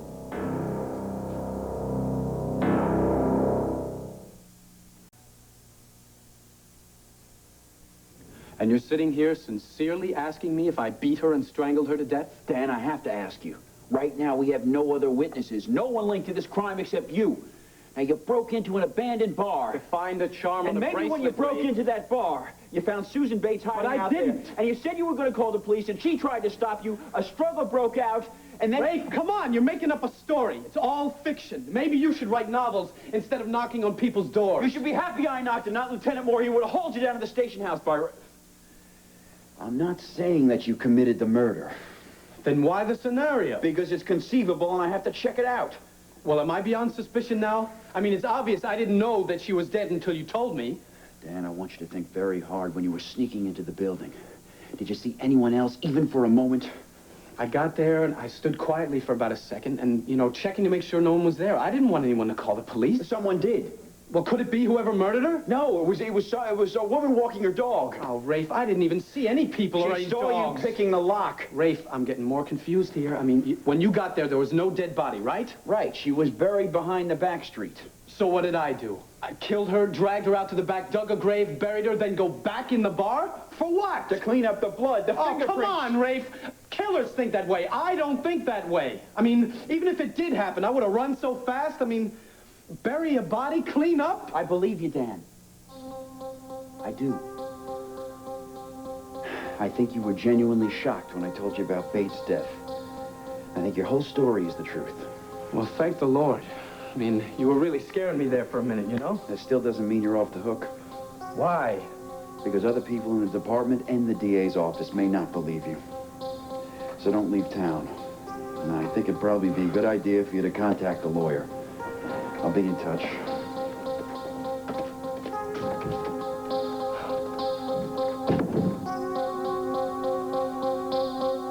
Well, in case you're right, and it is all linked together, it's another good reason to be in here and not out on the cell block. But I'm just as vulnerable in here. No, because we have pretty much free access to you in here. Look, Dorian, you can't accidentally get into a fight with a bunch of cons in here and then accidentally get killed. Yeah, but at least out there I've got Tanya to protect me. Cassie, did she go? I mean, has she gone to Vienna? Yeah, and Joy went with her. Oh, good. I mean, good. It's funny, I miss her already. She called from the airport again, wanted me to assure her one last time that you wanted her to leave, and I told her one last time that you really wanted her to go. I do. Makes me feel more alone, though. Like I don't have any family. Well, does an ex-husband count? You just bet an ex-husband counts. And I hope he knows how I could never have gotten through this without him. I hope he knows how much I adore him. And I really appreciate his support. Yeah, he knows that. By the way, I had an interesting chat with Judith Sanders earlier. Now she agrees that you should be moved to minimum security. Ah, the prosecuting machine is recomputing, Well, she has to be wondering a little. She wouldn't wonder if she could hear Miss Lawrence's tape. Yeah, well, let's just hope it turns up in the police search. Miss Perkins. Mr. Callison, Mrs. Lord? Oh, no. I want you to call me Dorian, because you and I are going to have a very intimate little chat. On what subject? The one we were just talking about. Thank you very much for coming by. I will call you if we get any new information. Yes, well, all right. I'll see you soon. Bye. How are you?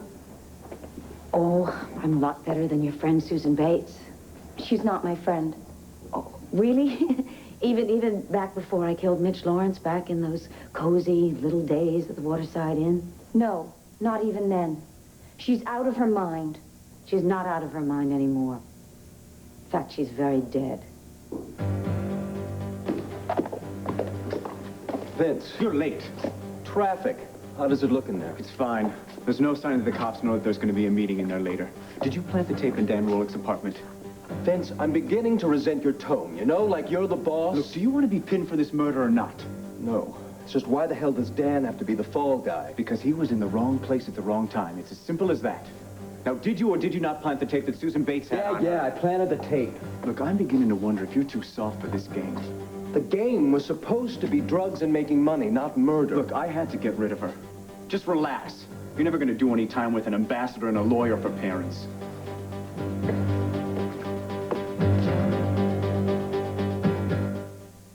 The people of ABC News, together uniquely qualified to bring you the world.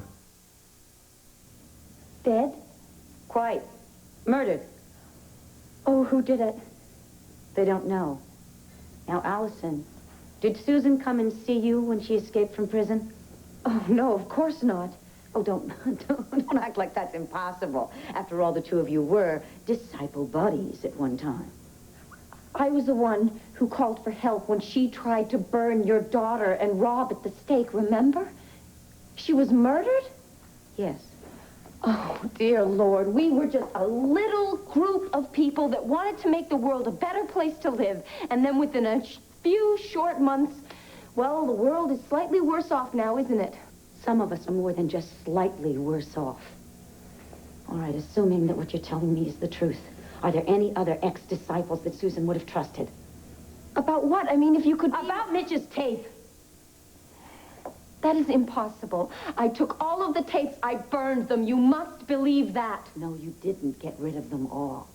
There was another tape that Mitch had. He was recording the time that he had Cassie in the room and that he drugged her and he was trying to rape her. It was even running when she tried to get away from him. And he knocked her unconscious and I came into the room and stopped him. Yes, that's right. You never did believe that version of the story, did you? I realized that maybe there was a possibility that you and Cassie were telling the truth about what happened. If you could hear that tape, it would erase any doubts that you have. I had that tape in my hand, but Susan got it away from me. She was keeping it here in jail with her. Isn't that ironic? Don't you think Brother Mitch would have gotten a great big laugh out of that? There is no need to do that. There is no need to keep pointing out what a rotten person he was, or what a stupid fool I was. Don't you think I feel ashamed about what happened? Don't you think a single day doesn't go by when I'm so ashamed that I just want to die?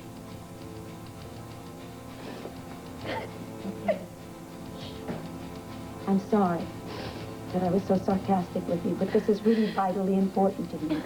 So, Allison, think hard.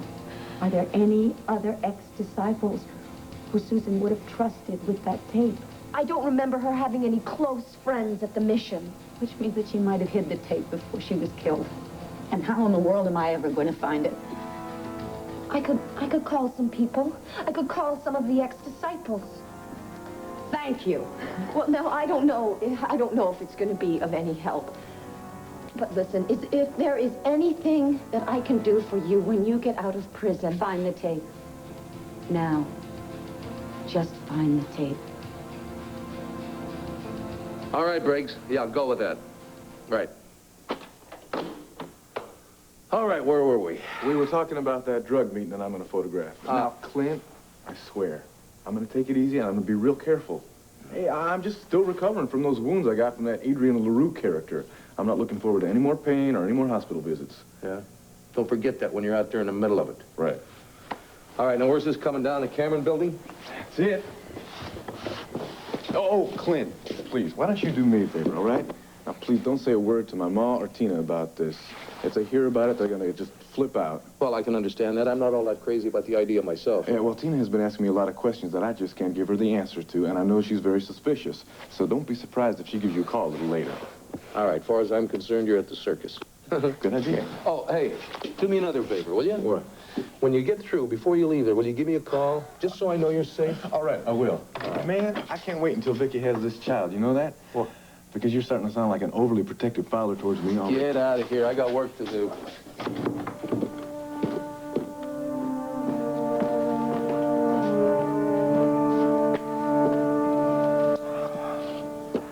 Well, let's see if I can get through to her now. Maria Roberts' room, please. Hello? Oh, Maria, you're off the phone. Oh, Tom, I was just trying to make our dinner reservations. Well, very bad timing. I'm calling to cancel, I'm afraid. Oh, that's too bad. But I have some terrific news for you. I checked the records at St. Anne's Hospital yesterday. Discovered Joe and I were born only minutes apart. Does that make you officially his twin? Well, there still isn't any tangible evidence. That's why Vicky, Marie, Lynn, and I came up to Vicky's cabin. And we're going through Joe's correspondence here to see if we can find some evidence. Oh, Clint didn't go with you? No, he was worried about, both the publisher and the editor being out of town at the same time, so he stayed at home. He's doing his work there. Anyway, we probably won't be back until late today. So how about if I call you tomorrow and we have dinner then or the day after? Oh, sure. Okay, I'll talk to you tomorrow. Thanks for calling, Tom. Okay, take care.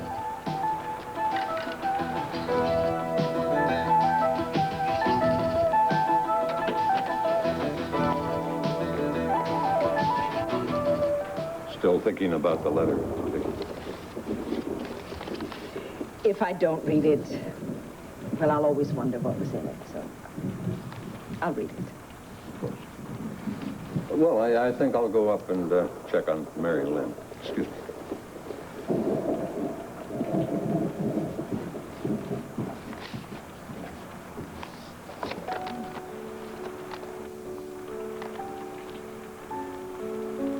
My darling Vicky, it's 2 in the morning and you're asleep. I crawled out of bed to come down here to pace and curse fate, or God, or whoever is responsible for reducing my time on earth. I know I've told you over and over and over how much I love you, how special you've made my life. And yet I feel I've never told you, never made it perfectly clear that if I had to do it over again, with this exact same ending, God, but I would. Just to have the years of being together almost as if we were two people burrowed deep into one soul. How can it end like this? There is no answer. So why do we look for one?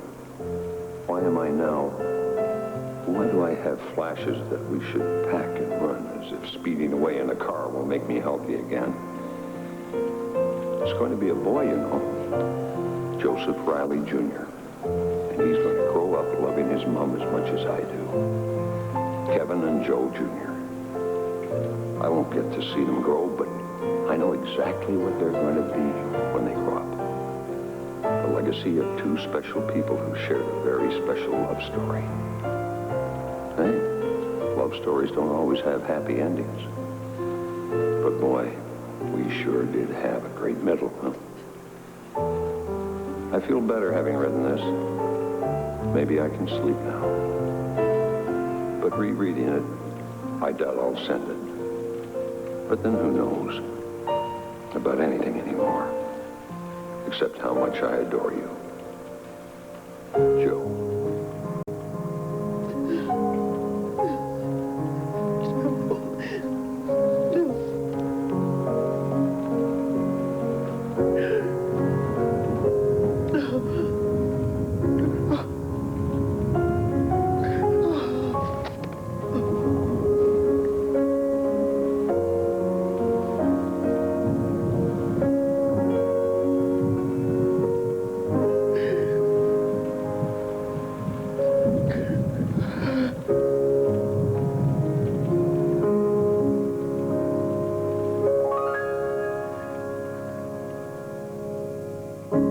I'm so sorry.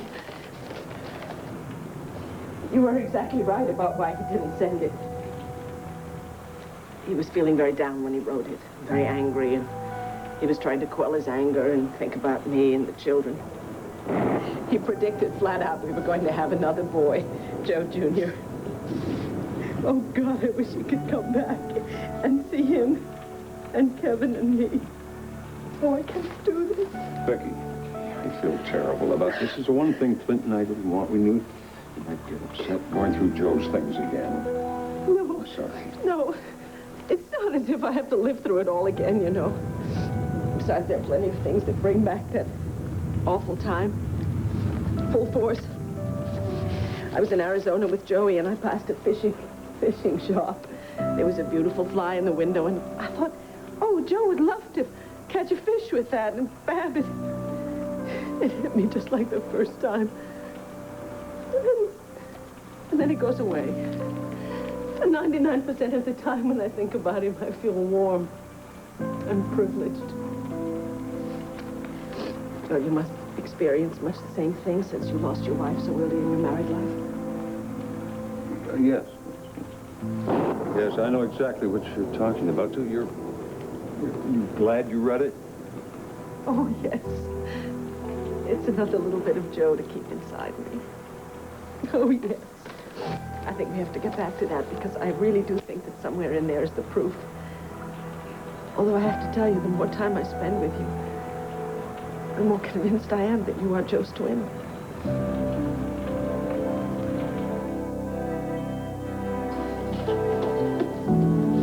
Hello, Oh, my darling. Oh, babe, don't you brighten up this office. Mwah. I was hoping that I could maybe lure you away for lunch, maybe. Nope. Please? Sorry. No, how about 10 minutes? 8? Well, okay, I'll take what I can get. Listen, I just came from the architect, and I have these plans here that I want to show them to you. So I don't want to do anything without your approval. Okay, what I want to do is tear down this wall over here by the elevator, and then I want to tear down the wall over by the spiral staircase. So then that'll make the whole studio seem a whole lot wider and longer. Honey, Rafe. Huh? Did you hear anything that I was saying? Yeah. That sounds fine. Do it. Yeah, but I didn't finish telling you everything. Do what? What do you want me to do? Whatever you want. This is our home, and I don't want to have it be all finished and then have you walk in and say, why does the kitchen look like that? Why is Sammy's bedroom all the way over here? Delilah, I trust your judgment. I'm sure I'm going to love anything you're going to do to our home. No, what you're saying is just roll this up, get out of your way. You said 8 minutes, but you really meant 8 seconds. Can we look at it tonight when I get home? Well, I don't know. I might not be up. Don't be angry at me, please. I can't help it. Why can't you just concentrate on this for just a few minutes, please? Danny Wallach is going to be pinned for a murder. What? I see it coming, Delilah. Unless some dramatic new evidence is uncovered. Whose murder? Susan Bates. We discovered her body in a grave behind the back street where Dan was found last night. Yeah, you told me about that. Scene of the crime, the blood on his shirt matches her blood. He had a fight with her one day over Allison. They'll arrest him, I know it. I'll probably have to arrest him. That's ridiculous. Yeah, well, I agree, but, well, maybe something happened in the year that he was away. It happens. I mean, people you never expect, or it could have been an accident or something. Listen to me, what am I talking about? I don't think he did it. And then Lieutenant Moore is going to go accusing me of being a non-objective Herb. Hello, Delilah. I'm interrupting. I was thirsty. I'll get a soda. Bye. Honey, I do have time to look at those as soon as Herb and I are through. Okay. Rafe, the police find a cassette marked Mission Hymns anywhere around the gravesite or back street? No, why? Because there are no hymns on that tape. It's being recorded when Mitch Lawrence attacked Cassie and when Dorian killed him. So it could prove Cassie and Dorian's story? That's right. Dorian heard it last night, then Susan Bates got it away from her, apparently left the prison with it. Wait a second. Yeah, Manley, can you come in here a second? I'm gonna double check with the officers who conducted the search. Good, good. Sir? Yeah, I want you to search the grounds and the back street again. This time I want you to look for a cassette that was on Susan Bates' person, but when she escaped from prison. The cassette was labeled Mission Hymns. Sure. Yeah, and check with the guys on the original search. Make sure no one put it in their pocket and forgot about it. You got it. Oh, wait a second. One more thing for you to do. Order a search warrant for the apartment of Dan Wallach.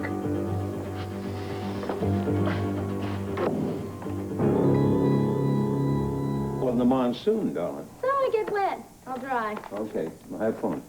Be careful. Would you rather I helped you too? I mean, I could help you look for something. No, go on, have a good time. I'll be back if there's one clap of thunder. Okay. She's a very sweet girl, Tom. Maybe I should have let her have a peek at the big bad world out there, and then she wouldn't have been so vulnerable when she ran into this Mitch Lawrence and his cult. Possibly. But she's certainly had a peek at the big bad world now, hasn't she? Yeah. Oh, here's one from Joe's sister, Eileen. It's from Joe's mother.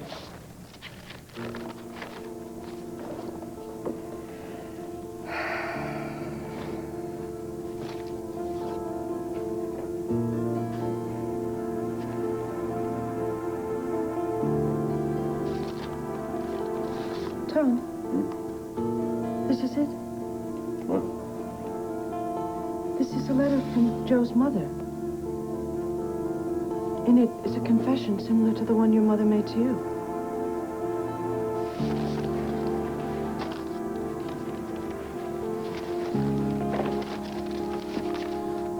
Dear Joe, I don't know why I kept this from you all these years.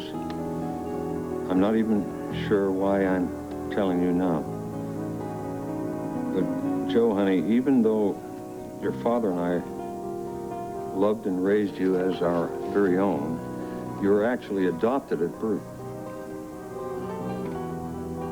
We never knew who your mother was. I was able to arrange through the lawyer after you were born. I discovered we couldn't have children. I know you will be shocked to find this out now. And I suppose we were foolish never to tell you, Joe. But you do have a right to know. Please call. We'll talk further about it. I love you, Mom. Did he tell you about this? Never. Why not? I can't even begin to imagine why not. But that's got to be the proof, doesn't it? I mean, that's it. Yeah, that's it. I'm your brother-in-law. Now, how about that?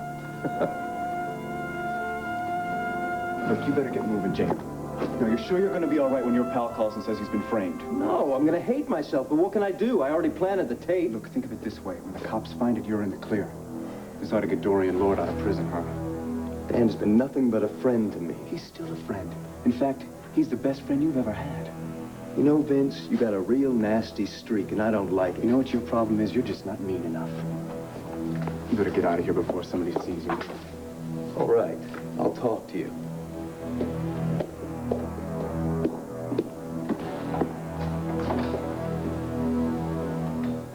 Now, wait a minute. Something's missing here. What?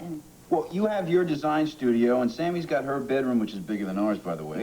And where's Daddy's studio? You know, some little nook where he can talk on the phone and write up reports, you know, without a wife and a daughter being around, you know? Well, now, see why it was important for you to look at it instead of redoing it. No, anyone around here need their office painted? Cord, when did you start painting offices? Well, since your husband and I started working on a project to put away every crack dealer in town. Cord!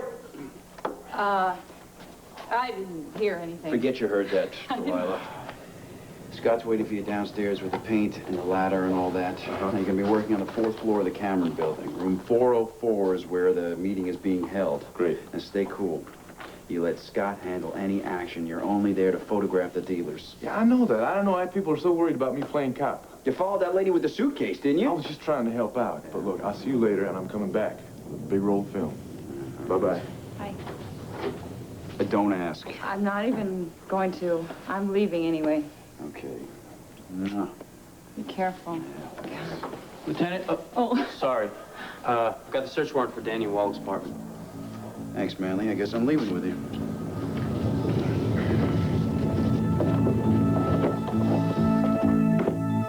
It's me. Well, hello, sweetheart. How's everything? Everything is wonderful. We found it. Joe and Tom are definitely twin brothers. Is that right? Well, I'm glad that mystery's finally solved. What did it? Well, actually, it's something very strange, something that Joe never ever mentioned to me. We found a letter from Joe's mother saying that he had been adopted at birth, just as Tom had been. And given what Tom found at St. Anne's this morning, well... And Joe never told you? Never mentioned a word about it. Anyway, we've accomplished our goal up here, so we're going to straighten up and wait for Mary Lynn, who's out sketching wildflowers, and then we'll head home. Wildflowers? Isn't it raining there? It's been pouring here. Oh, it's raining off and on, sweetheart. Right now, it's on off. Anyway, we're going to take our time, but I think we'll be home for dinner, okay? Do me a favor, will you? You know I'm going to worry about you. Why? Why? Well, because I'm just programmed to worry today, okay? Look, you're pregnant, and it's raining. So will you give me a call as you're walking out the door? That way I'll know when to expect you. And then you worry a little bit less. All right, sweetheart, you got a deal. You'll get the call when we leave, okay?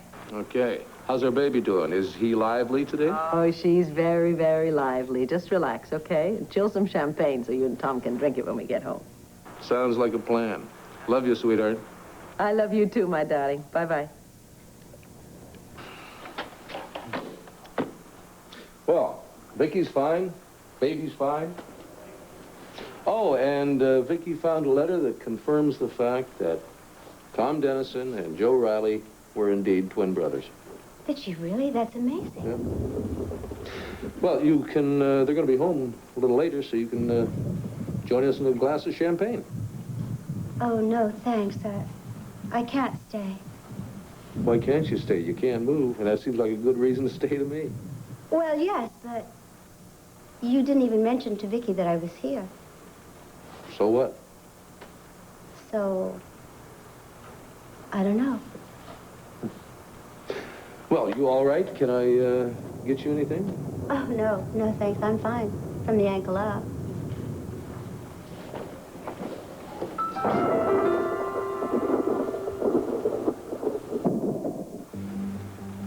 A search warrant? Sorry, buddy, but here it is. Don't call me buddy and hand me a search warrant at the same time. I'm sorry, Dan. Manley? Well, what are you looking for? The murder weapon? Didn't you say she was strangled? Manley, hey, look, here's how I did it, my bare hands. You don't need to look. There was a cassette that Susan had on her. It was marked Mission Hymns. Now, did you by any chance come across it at the back street last night? Oh, yeah, I found it, I played it, I put it in my cassette recorder and listened to Rock of Ages while I dug her grave. This isn't a joke, Dan. You could have fooled me, Rafe. Did you find the tape? No! I found a charm on Allison's bracelet. Exactly what I was looking for. I never saw Susan Bates. I never saw a tape. I never saw a grave, a dead body, nothing. How come I found this cassette behind those books there?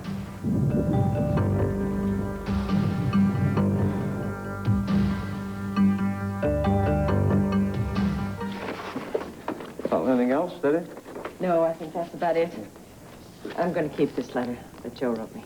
Oh, good. Vicky, I just don't know how to tell you how much I appreciate your help in all this. Oh, come on.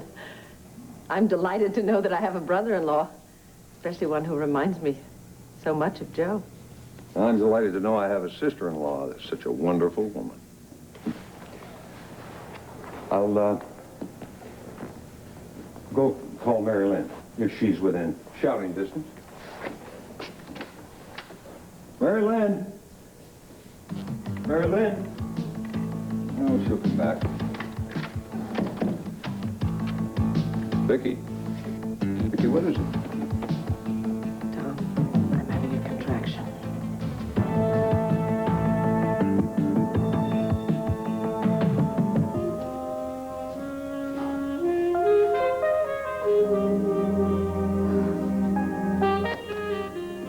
Coast clear?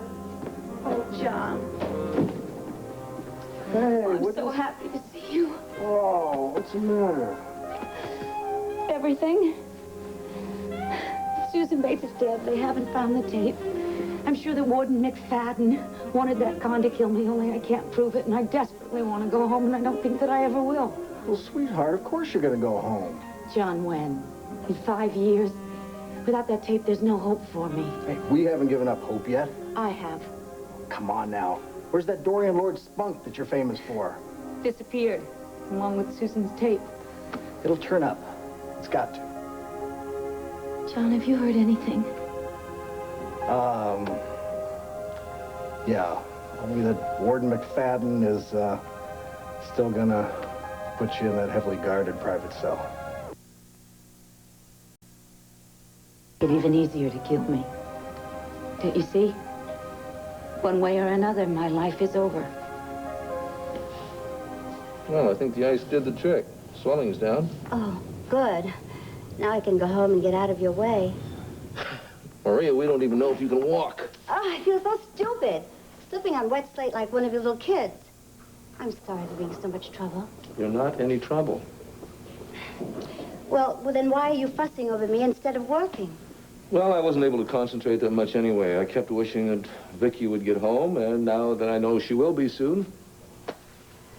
Well, I should try to put some weight on this ankle. Oh, well, let me help you. Here, put your weight on me first. Okay. Oh. Easy. Ow. You want to sit down? No. Why don't I'd like to try and walk to the terrace door. Okay.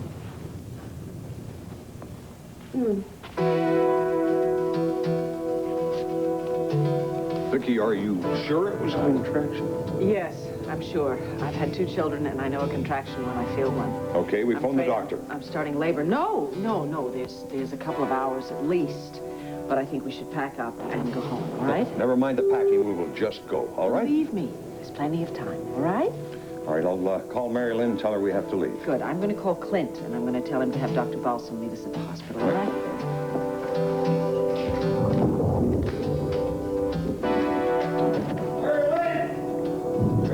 Well, hello. Oh, Tina. Heron was just on... My life, Rafe. Then how did it get in your apartment? I have no idea. It was hidden behind some books, Dan. Look, someone planted it, okay? Like who? Look, Danny, I'd love to help you out on this thing, but so far you've given us no leads to anyone else. Because I can't possibly imagine who'd set me up for this. You've been dating Allison Perkins, haven't you? Yeah. Is there any chance that she got it from Susan and hid it in your apartment? No way. She had nothing to do with Susan. I mean, Allison and her couldn't stand each other. And I was with Allison until I went to look for the charm she lost on her bracelet. Allison will corroborate that alibi? Alibi? My God, I can't believe this. You really are interrogating me about a murder. Let's talk again about your fight with Susan Bates. It wasn't a fight. It was an argument about her belief in Mitch Lawrence and her bad-mouthing Allison. Are you in love with Allison? I like her. I don't know. I haven't known her long enough to know if I'm... Did you find Susan Bates at the back street when you broke in there to look for the charm? No. And then you picked up the argument where it left off, only this time it got physical. She wasn't there. She must have been murdered already and taken away. That's why I accidentally got her blood on my sleeve. That's what happened. That's all that happened. Then how did the cassette tape get in your apartment? I don't know.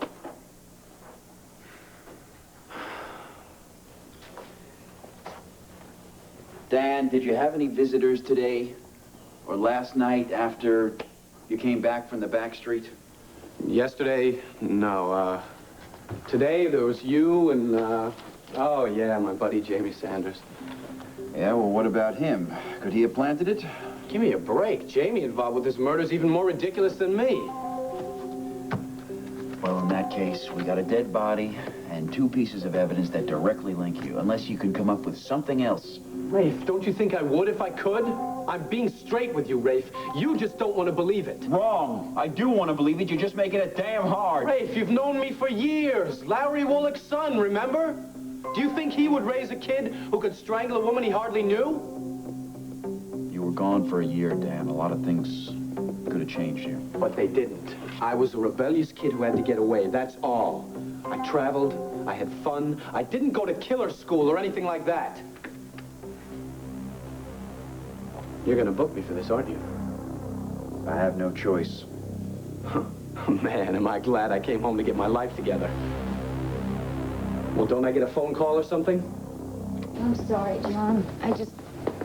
I know that the warden knows everything that's happening in this place, and I'm sure that he wanted that con to kill me. Yeah, that's okay. Somebody tries to move you out of here, though. You feign dizziness or pain or anything to stay in this bed. Yeah, well, the way my head feels right now, that shouldn't be too difficult. What about you? Hey, baby, you've been working double shifts, watching out over me. You can't be getting much sleep. Yeah, that's okay. I wouldn't be getting much sleep if I wasn't here anyway. At least this way I'm closer to you. You saved my life again. How many times does that make? 3? Who's counting? Probably won't be the last time either. Not as long as I'm stuck in here. Sorry, just hold me, please. Stop crying. Johnson, sit. The doctor will be here shortly. Jeannie. Matron, what's wrong with her? Russell, was there a problem in here with Laura? No, Matron Spitz, no problem. I was just making sure that she was quiet. In that case, I think you better come with me. Things are not exactly quiet in the gym.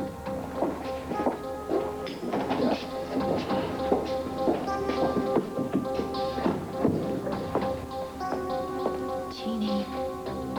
Honey, why are you in the hospital?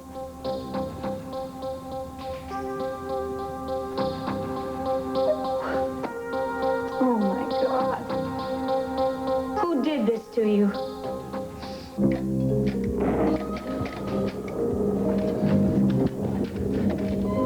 Well, I don't know where Mary Lynn got to, but she can't be far. The phones are out of order. It happens up here all the time. One lousy storm and the phones are out. That's all right, Vicki. We can call Clint from a payphone on the way. I think we ought to go right now. Well, what about your daughter? Oh, I'll leave her a note. She'll be safe here, and they'll come right back and get her as soon as I get you to a hospital, Please. all right? Labor has just started. Believe me, there's time. We can wait for Mary Lynn. Take her with us, all right? Are you sure? Yes, I'm quite sure. I just think we ought to get ready and be ready to Well, go. I'll handle that. Now, you just sit down, all right? I'm going to call Mary Lynn. Yes. Okay.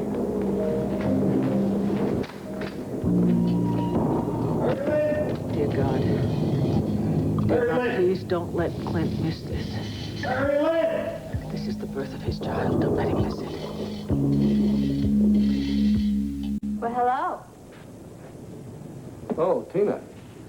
Heron was just on his way out when I was on my way in, so he let me into the library. I'm sorry.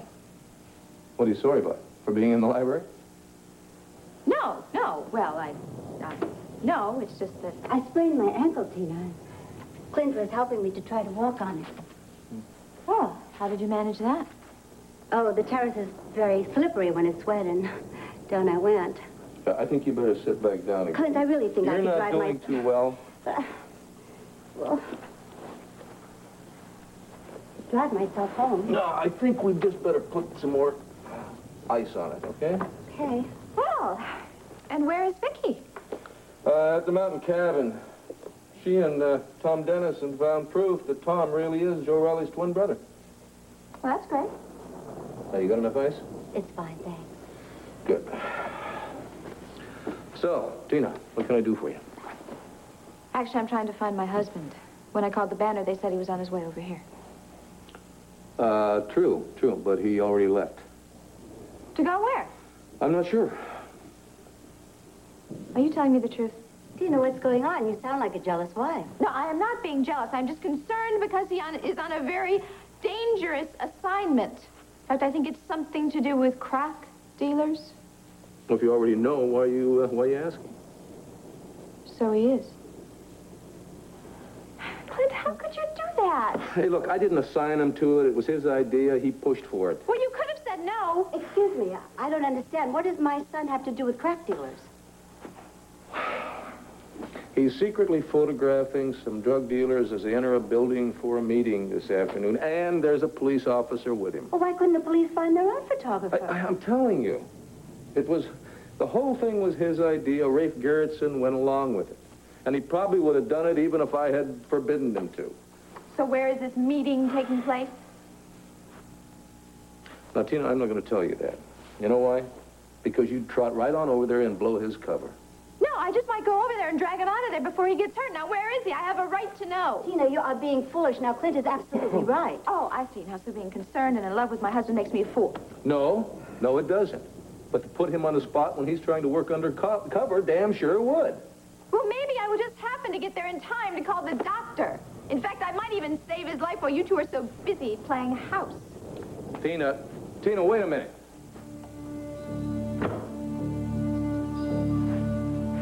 Playing house? What the hell is that supposed to mean?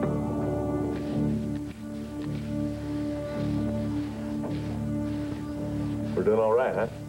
Yeah? You're really quick with that mini camera, 3 of them so far. Hope the hell we get the kingpin. We don't even know if he's showing. Shoot, we don't even know what the guy looks like. Maybe after today we will, huh? Watch what you're doing there. You're dripping all over the place. You're not going to tell the boss, are you? Well, me?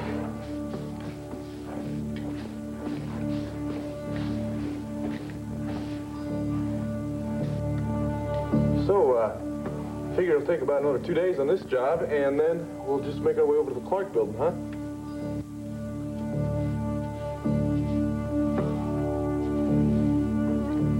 Number 4. Yeah, Warden, Vince here. Everything's cool. The guys are gathering for the meeting. Yeah, I'll be back headed there as soon as we're finished. Look, there's no way they're gonna trace the crack factory setup to the backstreet bar. But don't worry about that. Yeah, and don't be surprised if Jamie's pal is Dan Willick is arrested for murder today. I figured out how to pin the murder rap. Yeah, I'll be back in touch. Right.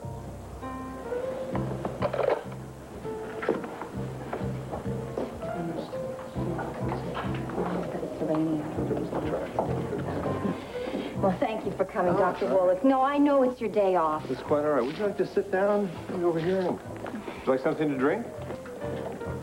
No, thanks. I guess you're wondering why I wanted to talk to you. Well, I'm curious, yeah. Well, it's a number of things. I saw Dorian Lord earlier today. How is she? She's not very well. I feel really awful about it. I don't know if you heard, but Susan Bates was murdered. Susan Bates? That rings a bell. Susan Bates. She was one of Mitch's disciples. The ringleader that tried to burn Cassie and Robert. Yes, lovely young woman. Uh-huh. She escaped from prison, didn't she? Yes, She was murdered? I'm afraid so. But you see, the thing is that she had proof that Dorian was trying to defend Cassie when she killed Mitch. Mitch apparently was secretly taping the conversation in his room that day. Well, Susan had possession of the tapes? She took them with her when she escaped from prison. But when the police found her body, they didn't find the tape anywhere.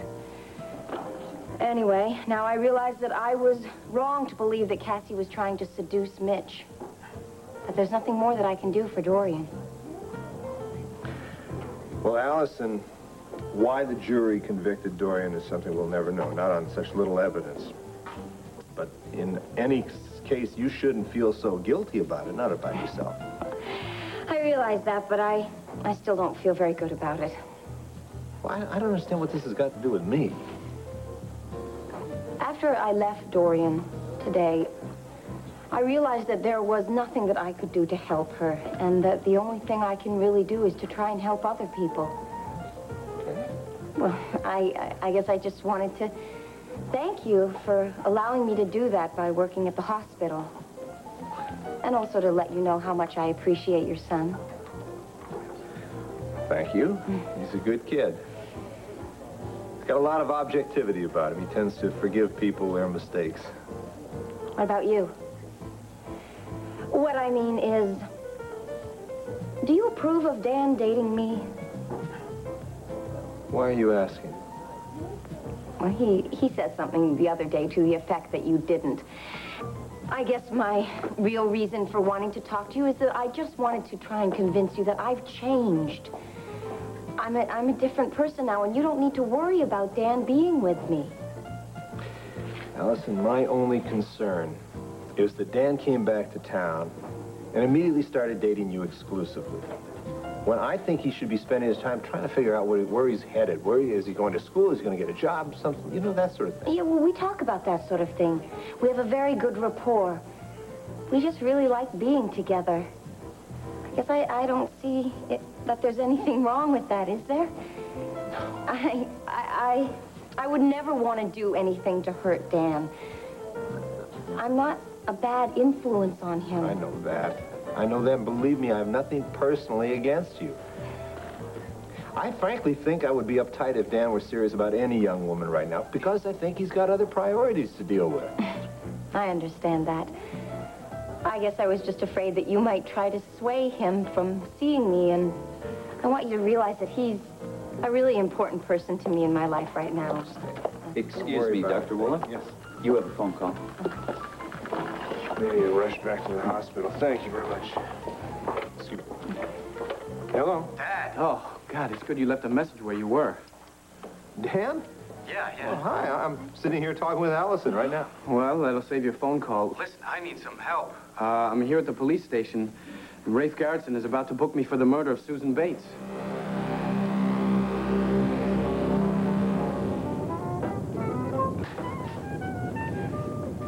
No sign of Mary Lynn? No, not yet, but she must have heard me that time. Lord knows I hollered loud enough. Oh, Vicki, I insist we leave right now. I will not be responsible for my sister-in-law having her baby in the car. Oh, please don't even say that, all right? I really do think there's plenty of time as long as the roads are passable. The problem is that they flood very easily, but I've been listening to the radio and they haven't reported anything washed out. Oh, here she is. Mary Lynn, where have you been?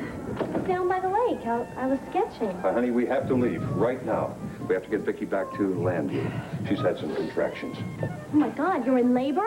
Yes, it's a funny word, isn't it? Well, what do we do? Here we go. That's all. We leave right now, honey. Come on. I think we're going to take the road that goes over the Connerton Bridge because it's faster. We'll take the other car or the sedan. Okay. It's more comfortable. Well, Dad, the radio. Never mind the radio, honey. Just let's go.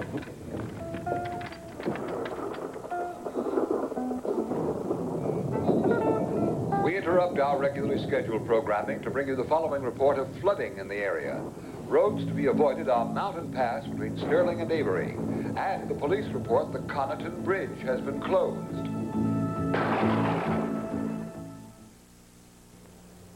Thicker is flirtier.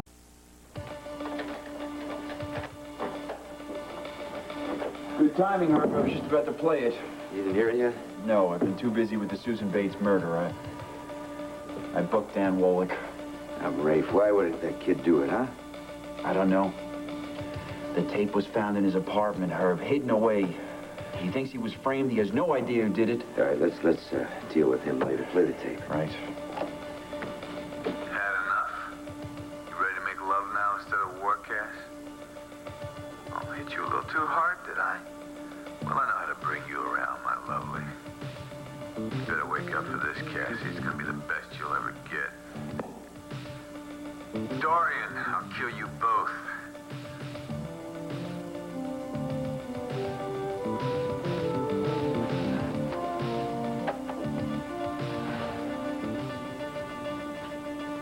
You all right, Herb? I'd like to dig Mitch Lawrence out of his grave and beat him with a tire iron. All right, calm down. Oh, dear God, if Dorian hadn't come in. I know. We've got to get Julie Sanders over here immediately. I called her already. She was out. I told her secretary that it was urgent. Hey, make plenty of copies of that tape. Don't let it out of your sight. Herb, we're going to get Dorian out with this. Don't worry. Yeah, I've got to get back to the prison. Rafe, we have to move fast. Dorian's in trouble. Somebody's out to get her, you know? I'll get right on it. All right, good. All right. Thank God you hit that booking Dan for murder. Look, I'm sorry. I can't help you right now. I'm on my way to Statesville. We've got evidence to get Dorian out of prison. What the hell's going on, Rafe? I don't know who did it. I was working in the laundry room, and all of a sudden somebody just came and threw a sheet over my head, and then they just started punching. Babe, come on. I want you to lie down here.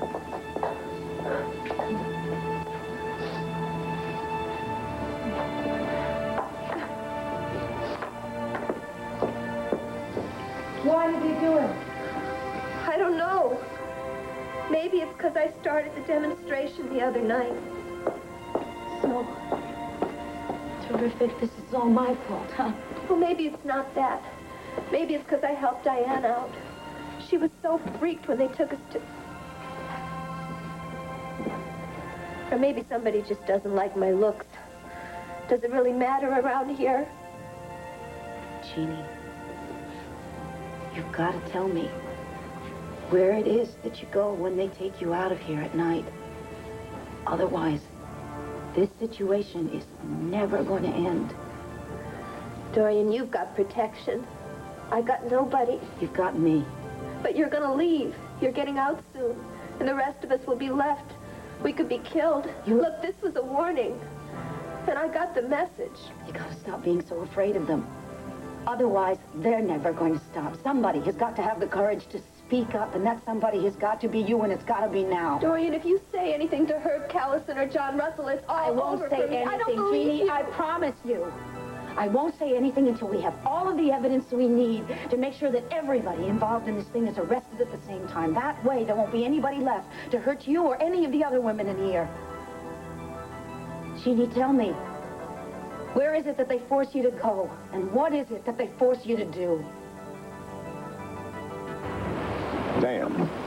The Connerton Bridge is out. You can hardly see it with all this flooding. Well, just going to turn this around and get us out of here.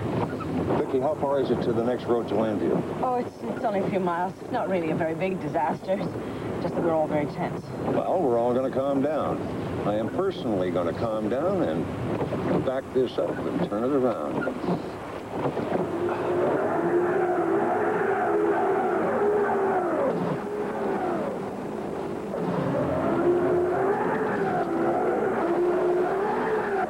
Dad, we're not moving.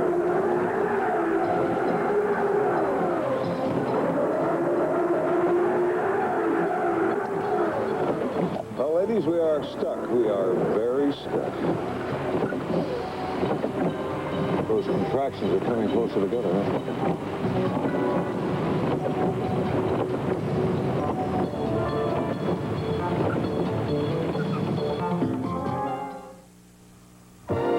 life to live will continue in a moment.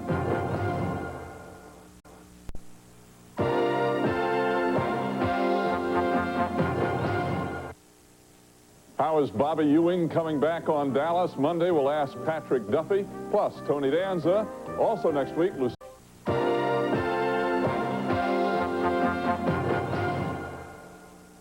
Oh, Dorian, I don't know what to do. I'm telling you what to do. You've got to trust me. Yeah, well, I've heard that a lot of times in my life, and I always get burned. What's it going to take to convince you?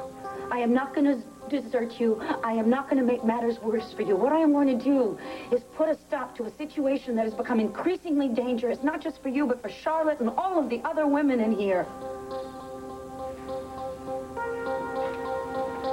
They put us in a laundry truck. They blindfold us. They take us someplace nobody knows where. They lead us down into this basement. They take off the blindfolds, and they force us to process cocaine into crack. That's it.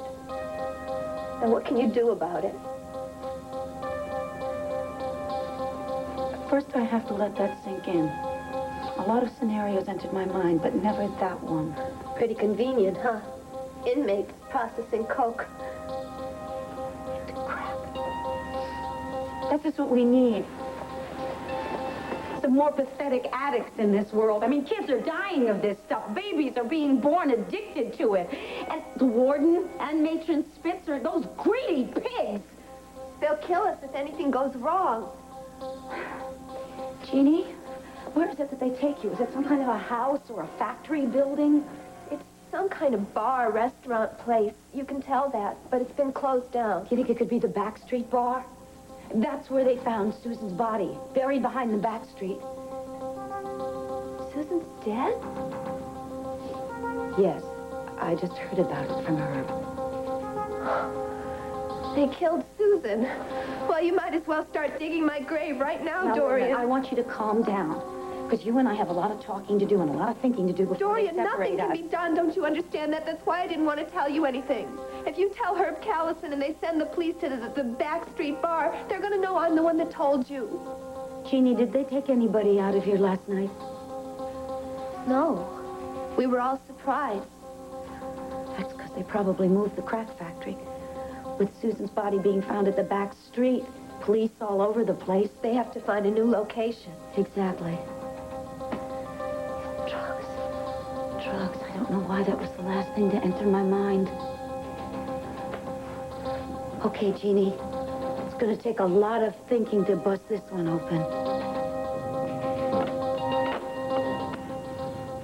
No answer. Well, obviously they've left and they'll be here shortly. Yes, but she promised she'd call me. I made it very clear to her how important it was that she call me before she left. Clint, why don't you relax and just be happy that she's on the way home? Well, was Al like this before Cordero was born? He was nervous, but not anything like you. Well, shall we get going? Why don't I just drive myself home? Because I don't want to have to worry about you, too. I'll make sure that you get to the Vernon Inn safely, and by the time I get back, maybe Vicky will be home. But I don't want you to leave here. I mean, not just because of Vicky, but supposing Cord has a problem and he's trying to call you. Maria, he's working with the police, remember? Oh, I know, but I keep getting this vision of Tina suddenly showing up and blowing the whole thing. So what's she going to do? Search every building in Landview? Huh? Trust me, she's sitting at home right now waiting to blast him when he gets back. And don't think I wouldn't mind that. This is ludicrous for him to be out on an assignment like this, Clint. I didn't encourage it, Maria. In fact, initially I was dead set against it. What can I tell you? The kid reminds me a hell of a lot of me when I was his age. Come on, let me help you up. Clint, well, do you think there's any way that Tina could talk Rafe into letting her know where Cordero is? None. Easy. Oh. Hi there. Tina. Hi. Oh, Delilah. I was hoping I'd run into you. I went by your studio, but you weren't there. Oh, I've been so busy with the architects, and I haven't been designing at all. Are you interested in a new outfit? No, actually, I'm interested in talking to you. It's about being, the wife of a policeman. Huh? You see, I know Cord is involved in this really dangerous thing and stuff, and Look, can we sit down? Why don't we sit over here? Look, Delilah, I know Cord is involved in this whole undercover drug thing, and I'm just beside myself. I don't know how to handle it. I'm surprised you know about it. Well, of course I do. Cord and I don't have any secrets. Well, I'm not exactly an expert at handling it myself, but I'm doing the best I can. Rafe seems to think that the less I know sometimes, the better. Cord shouldn't have confided in you, though. Aren't you contradicting yourself, Delilah? I mean, obviously, Rafe must have told you about Cord's involvement in all this. No, I heard it by accident. I was in Rafe's office this morning, and Cord came in and just blurted it out. Well, here I am. I think I married this simple photographer, and he's really a crusader, especially when it comes to drugs. It's a very serious drug problem today. We should all be crusaders against cocaine and crack. Oh, I agree.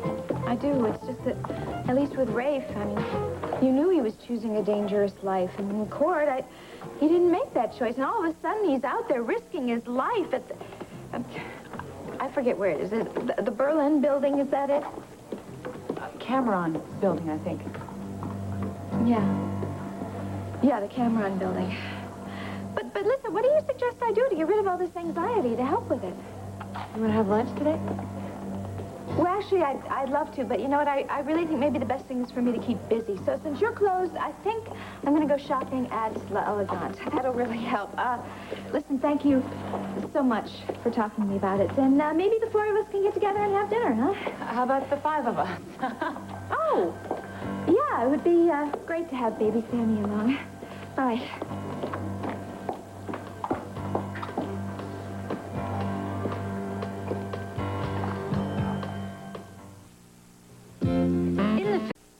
This is the most absurd thing I've ever heard in my life. Danny Wallach is a wonderful person. There's no way that he could have killed Susan Bates. I hope not. But right now, all the evidence points to Dan. What evidence, Rafe? He was found in the abandoned bar searching for a charm. Larry the cassette. Remember the one Susan had on her when she got out of prison? How the hell did it end up in his apartment? I don't know, and neither does Dan, but logically it doesn't follow that he's the killer. There's nothing logical about killing. Look, I mean, what time did the murder take place? Dan was with me most of the evening until 10:15 at least. Before that, he was at Land Fair, Vicky's welcome home party, remember? Yeah, I remember that. I also remember that he left early. To pick me up. Larry, could you excuse us for a moment? What? I need to talk to Allison to get a statement from her about Dan and their whereabouts last night. So I can't hear that? I'm afraid not. Oh, right. We wouldn't want me to tell my son what his alibi should be.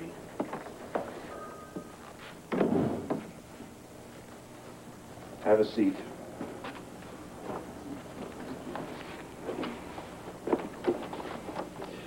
To the best of your recollection, Allison. He picked me up at 8 o'clock, maybe even earlier. So what did you do? We went to the Vernon Inn. Dan was feeling a little agitated. He said he didn't want to just sit and talk. What was he agitated about? Not Susan Bates. His father, I think. His father had made some passing comment that he didn't think that Dan and I should be dating. What'd you do next? We drove around. We parked up at the Lookout at Runderley for 15 or 20 minutes. Were there other cars parked there? We were alone. Great. Once again, nothing to prove anything. Well, there were people at the Vernon Inn. I can identify the waiter who served us. Now, you said you were together till about 10:15? Yes, and then he dropped me off and went at my house, and then he went back to the back street to find my charm. So you see, there's no time when he could have killed Susan and dug a grave and all of that. What I see is that everything is unsubstantiated, Allison. If I can get the waiter at the Vernon Inn, would that help? It might. Then again... I'm going to bring him here so that you can talk to him. No, wait, Allison, will you wait a sec? Look, Rafe, can we discuss this calmly, please? Larry, I think the best thing for you to do right now is to get a lawyer for your son, fight the battle legally, and get him out on bail. There is nothing I can say to convince you to stop this thing here and now? I can't. Your son has nothing concrete to prove his side of the story. We have Susan's blood on his shirt, Susan's tape in our possession. Circumstantial evidence. That's right. That's all we got, and that's what we have to act on. Dad, am I glad to see you?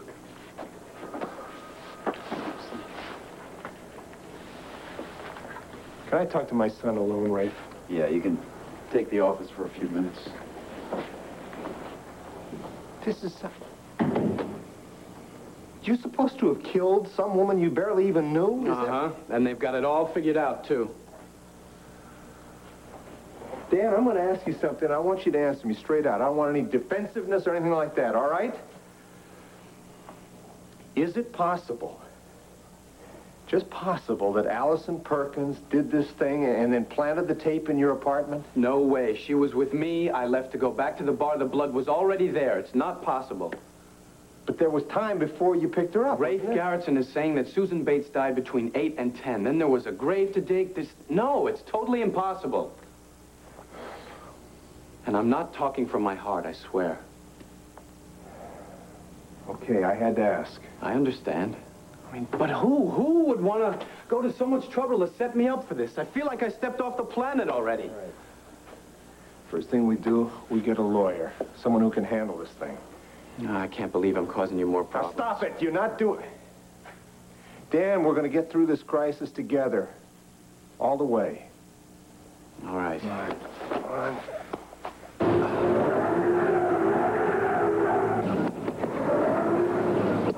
I can't push this thing out of the mud. Lower that down a bit.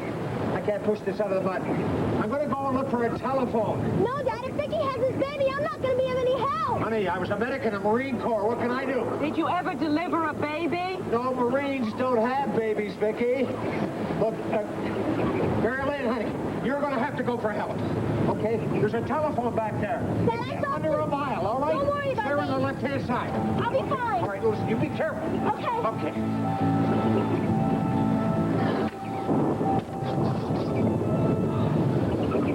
You all right? Yeah, I'm a little scared, that's all. I was wrong when I originally said it would be at least a few hours.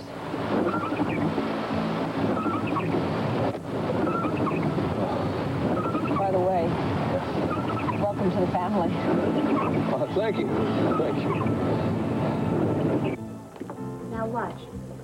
If I take it real slow, I don't need your help. See? Now would you please go home? All right, I will. But look, if your ankle isn't any better by tomorrow, you better check with the doctor. I will. I'm sorry for disrupting your day. Maria, my day has been disrupted since early this morning. Okay? Once Vicky gets back, I don't have to worry about her and the baby. Things will fall back into place. We're going to steal Vicky and Clint's baby.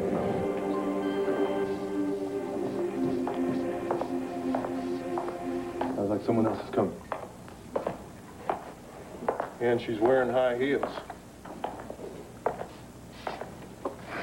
Oh, Cord, I've been so scared. What are you doing? How the hell did you find me, Tina? Well, I can be a pretty good detective when I have to be. You just turn your little tail around and you get the hell out of here, all right? Well, no, not without you. Tina, what are you trying to do here? I'm trying to save your life. Yeah, well, you may be doing just the opposite. Now, get out of here before some of these guys come around. No, I am not leaving here unless you come with me. Tina, if you don't move now, I'm good. Well, thanks for bringing me that message, hon. I'll get back to that man as soon as I can. I'll be home a little later for supper. Damn it, Tina. He's the only one I didn't get a picture of, and it's all your fault. Cord, I'm sorry. It's just that I was so scared. Just get out of here now.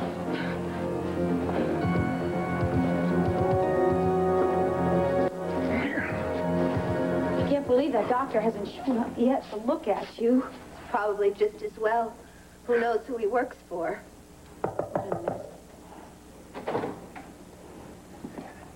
Herb, what are you doing here? Good news. Ray found Susan's tape. He did? Yeah. Oh, my. Oh, that's so wonderful. John, and just when I was giving up hope. what I was, too. You ask him. So? Do I get to leave here right away? What? Not quite yet, but very soon, Tom. And there's one sad note in this. Somehow, Dan Woloch's been implicated in the murder, and the tape was found hidden in his apartment. Dan, huh? Boy, was I a fool. No, you weren't. You weren't at all. I'll keep my promise. I swear to you. John, listen, would you take Jeannie out of here? Make sure a doctor looks at her. She's been sitting here for an hour. God, who's been punching you around, Janie? She'll tell you all about it, please. I could use some time to talk to her. Dorian, I swear to you. I swear. I'll keep my word. Okay? John?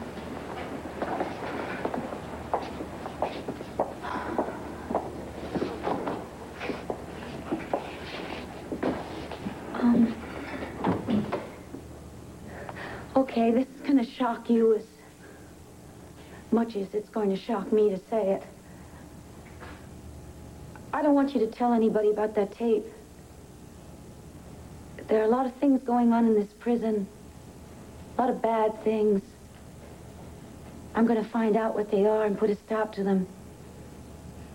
I'm not going to leave until I do.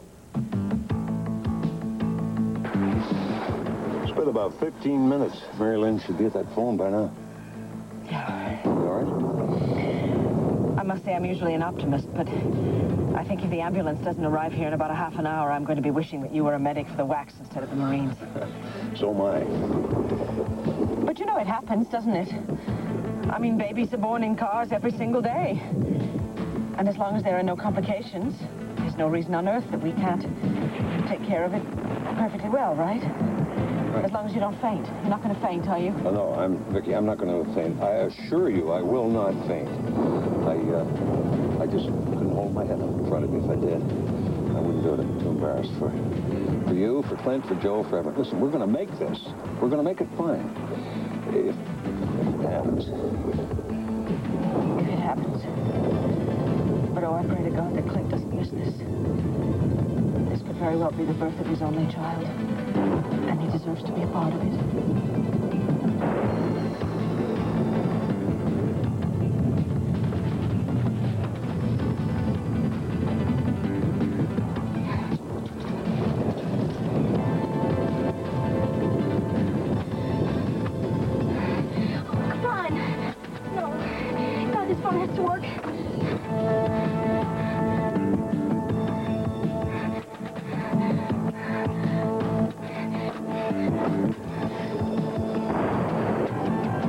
Today at 4.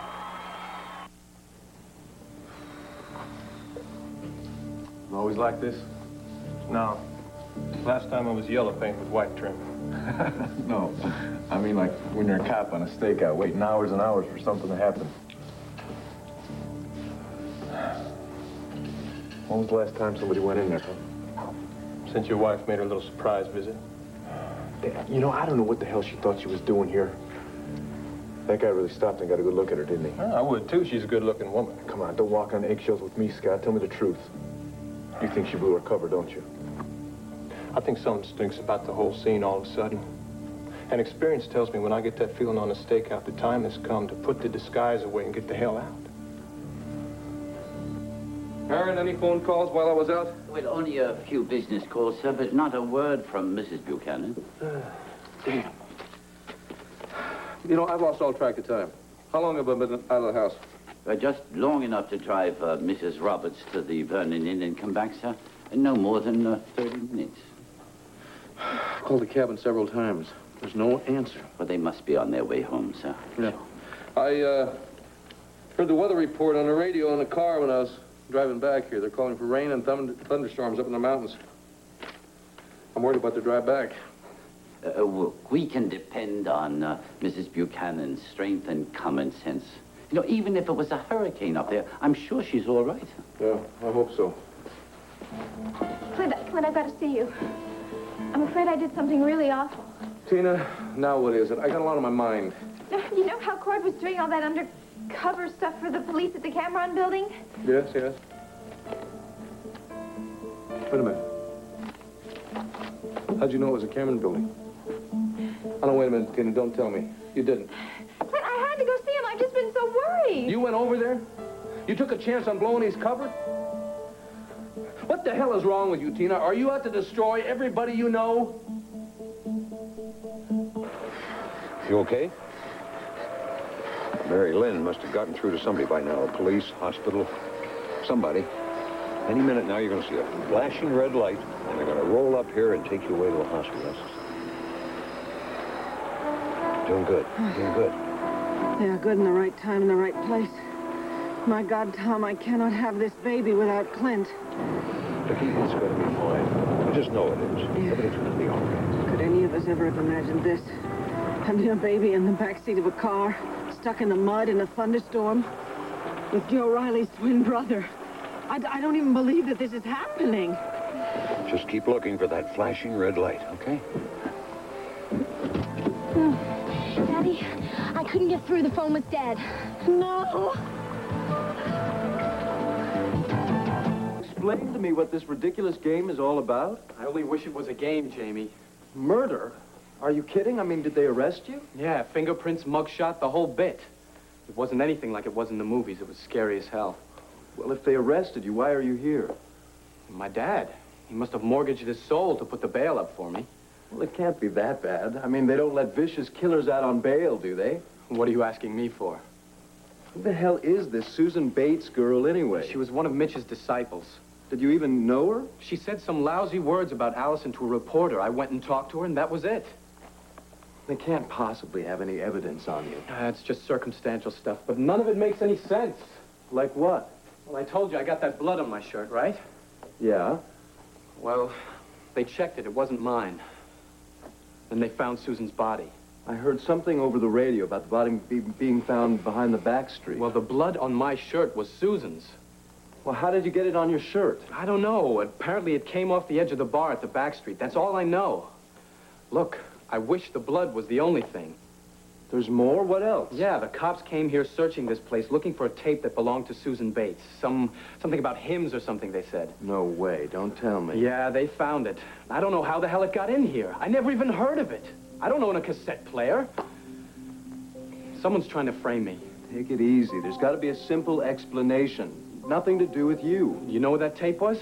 It's right over here. Since when are you into gospel music? I'm not, but little Susie was. Susan, what do you mean? Did you take that? Shh, it doesn't matter where I got it. What's important is what you're going to do with it. I don't want any part in it, Look, Vince. you don't have to hold on to it for a long time, just until you place it in the right place. And that's Dan Wolf's apartment. Scott, we don't need to be leaving yet. Come on. We may never have an opportunity like this again. Trust me. The drug business goes on forever. We'll get exactly the same chance over and over if we live long enough. Well, maybe you will, but I won't. Come on, if this assignment doesn't pan out, Clint's gonna switch me to something else. But you want to fight crime? Join the police force, huh? I know that there is no way we're gonna stop what's going on in that office right there, but we can sure put a dent in our operation. Maybe. No, for sure. There is a whole load of crack dealers in there right now, and I swear I'm gonna get a picture of the guy who got in there when I was out here talking to Tina. Now, come on, what do you say? A few more minutes, huh?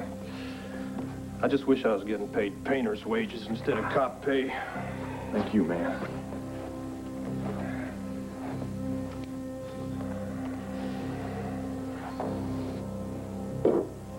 So they make any moves when you came by? No, the one just kept painting and the other one was talking to Tina Lord. You sure it's her? A woman like that, I could never forget.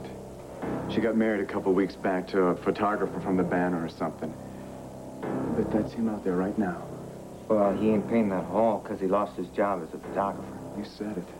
He's probably got a camera hidden inside one of those paintbrushes or something. You ever use that black belt for anything but holding up your pants? I ain't missed a workout in 15 years. Good. Because I think our little painters need a break.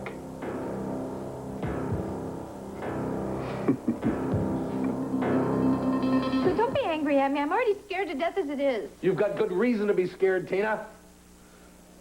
How'd you find out where he was? I didn't tell you where he was. Who told you where he was? Never mind. I'm not stupid. Oh, really? Then why do you do stupid things? I was just so worried about Cord. I just wanted to see that he was all right. Bull, you've never been worried about anybody except yourself. That's not true. Oh, it's not true. Tell me something, Tina.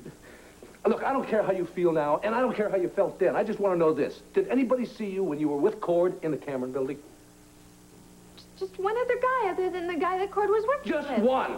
One is all it takes. Go on. Well, who else? Well, all he did is he just walked into that office that Cord was watching. Oh, damn. Well, I don't think he saw me, or if he did, I'm sure he didn't even pay any attention to it. I'm sure from his point of view, all he saw was two painters standing there and one was talking to his wife. Oh, really? Your ignorance overwhelms me. Tina, at least here in Landview, you are a famous name. You are a famous face. Everybody in this whole town knows who you are. Oh. I guess that's why he was so mad at me, huh? I mean, he practically threw me out the door. He was probably just trying to stay alive. Heron! Heron! If that famous little face of yours tipped off those dealers, that officer and Cord are not who they say they are, let's just say they're in one hell of a lot of trouble. Yes, Heron, call the banner for me right away, will you? Whoever you get a hold of, tell them that if Vicky calls about anything, call me immediately, and you do likewise. Yes, but where will you be, sir? Oh, that's a good question. I'm going to be on a police stakeout at the Cameron building. You can't get a hold of me there. Call Rafe Garrettson Police Headquarters, okay? He'll know how to get a hold of me. Very good, sir. But then I'm going to come with you. No, you're not coming with me. You've done enough damage for one day, Tina. You stay put.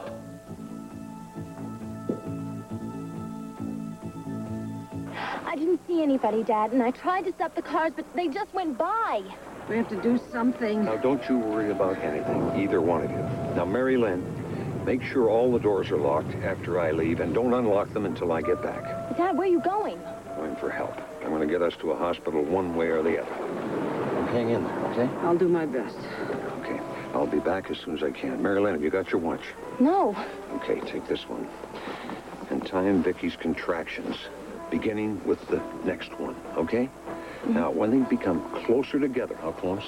Well, when they roll one into the other, that's when the baby's coming. But do you have any idea how much I do not want to have the baby in this car? Vicky, I'm sorry, Mary Lynn. You must know just in case. All right. I know, honey. Keep Vicky as comfortable as possible. Now, when she's going to need you most is if the baby is born, you support the baby's head. You understand that? And make sure nothing blocks his nose. Her nose. Exactly. Her nose. And then hand the baby, wrap the baby in this first, then hand the baby to Vicky, okay? Okay, Dad, I'll manage. I know Don't worry. I know you will, sweetheart. Okay.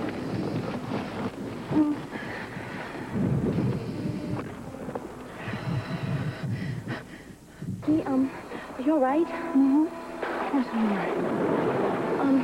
I have to tell you something. I'm kind of scared. It really scares me to look at you when you're having those contractions. You must not ever be scared by anything as wonderful as birth. But it hurts so bad. No, it's not unbearable. And I'll tell you something. As soon as the baby's born, it's forgotten. You don't remember it. It's like it was a dream. Really? Yes, really. Trust me, it's my third time around. But I still don't know what to do. If the baby... Honey, whatever happens, you will be just fine. Don't worry, all right? Besides, your father promised he was going to come with help. Daddy left me to look after you, and you're the one who's helping me. Well, don't worry. There's nothing you can do now anyway. We still have a little time. No wonder Kevin and George such neat kids. With you for a mom. And Clint, he's a terrific dad. You miss your mother very much? Well, yes and no. What does that mean? I miss the idea of my mother. But I can't really miss her. Because I don't really ever remember seeing her. Oh, how old were you? I was 2. I wish I'd known her. I often think of what she must have been like. Must have been very hard for you to grow up without her. Well, Daddy's always been there. He's such a great guy. Always working so hard to be everything my mother would have been. And trying... Vicky? Is there anything I can do?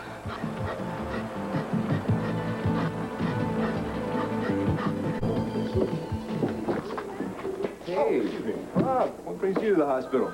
You, actually. I was looking for you. Hey, what, is everything all right, I hope? With me, yeah, everything's fine. I was worried about you. I heard about Dan and everything. I thought you might be a friend or something. Thank you. I appreciate that. It certainly isn't what Dan or anyone else had in mind for his life. Well, I'm sure he'll clear himself. I know he didn't do it. Yeah, I just don't know how he's going to do that. I think what I have to do is get him the best lawyer I can and make sure he knows that I'm on his side. You're right. Absolutely right. Look, tell him that I said my very best. He deserves it. Thank you. Appreciate it, Rob. Anyways, I came by for another reason. Oh, yeah? What's that? I came by to say goodbye. What do you mean, goodbye? Goodbye? What's going on? Well, nothing's going on. That's the problem. I mean, with Cassie. Look, Larry, ever since this Mitch Lawrence thing started and her trial and getting burned and all that stuff, we got close again, and I thought maybe we'd get back together, but... She went to Europe. Exactly. Kind of messed up all my plans. Ah, Rob, I'm sorry. I really am. No, it's all right. I mean, she was very upfront about everything. She never promised anything. Nothing promised, nothing delivered. I don't know, I'm just kidding myself, I guess. I've done that more times than I like to think about. Well, life in Lambview would be awfully dead without her. So you're taking off, huh? Well, for where? Let's just say that I should have said we haven't gotten together yet. I mean, I'm not chasing her or anything, but if I just happen to be in Europe and she just happens to be in Europe... Sure, maybe something can develop, right? Who knows? I'm just hoping that I'm sitting there in a sidewalk cafe sipping on some coffee and something pops up. I don't know. Oh. Well, listen, I'm sorry things didn't work out for you here. And you need anything at all, need anything from me, I'm just at the other end of the phone. Thank you. All right? All right. Well, You think you'll go on, Rob Cardinale? Well, I just told Larry all about it. He'll fill you in, won't you? I'm going to Europe. Son of a gun. You didn't tell me. I just did. Look, I gotta run. I'll see you later. I'm gonna miss you a lot. I'm gonna miss you a lot.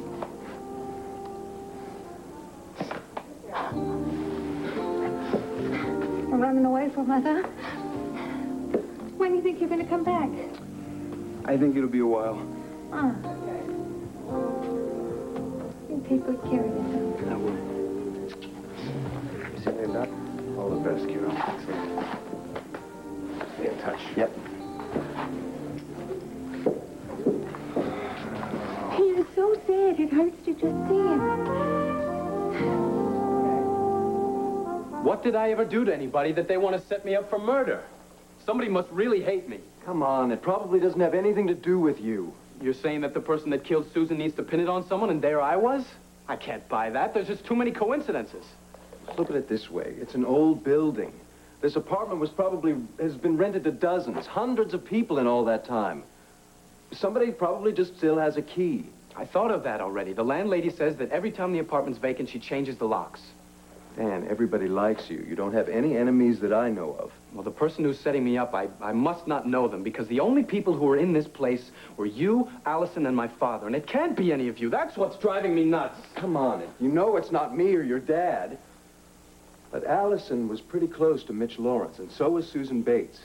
I can't buy that, man. You do not know Allison. Then what else makes sense? Nothing does. Allison knew all about the tape Susan had. And she'd do anything to protect that Mitch guy. You've got it all backwards. Allison would do anything in the... She is doing everything she can to start a new life for herself. As far as she's concerned, Mitch Lawrence is history. As far as I'm concerned, I'm going to go to jail unless I do something very fast. Have you thought about leaving town? Of course I have. But that would prove to the police that I did it. And they'd find me anyway. No, I've got to stay here. I've got to fight it. But I can't do it alone. Hey, call on me. I'm here. That's why I called you. I need an ace lawyer, Jamie. Everybody says your mom is the best in the business. You've got to talk to her. She's got to take my case. You know what I think? I'm starting to think that nobody noticed, and Tina showing up here didn't influence things one way or another. Except for the fact that I missed a shot of that one guy. How do you figure that? Come on, those guys are in there making all kinds of dirty deals, right? They're not worried about us. As far as they're concerned, we're just a couple of jamokes painting a wall. Next thing you know, they'll send out for some pizza and call it a night. Hey, I think we're getting nowhere fast, and the time has come to call it a day. Yeah. Maybe you're right. Damn. I'll tell you one thing. It burns my bacon knowing what's going on in that room right now and knowing what's going to happen to a bunch of ignorant kids when that new shipment of crack hits the streets. I was on an emergency last week. 16-year-old girl from a little farm town upstate. She's visiting her cousins here. I gave her some crack. Next thing you know, the girl stops breathing. When we got there, they put her in the bathtub, tried to revive her. Did they? Scott, come on, we've got to do something about these guys. We're talking about more than drugs, and now we're talking about murder. Tell me about it. There'll be other leads, other times when we got more proof. Now, let's just get on it.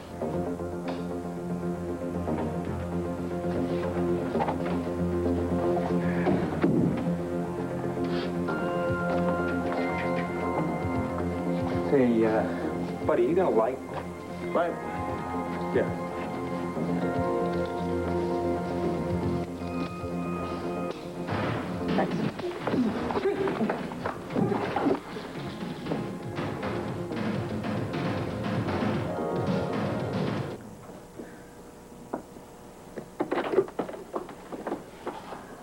Well, hi.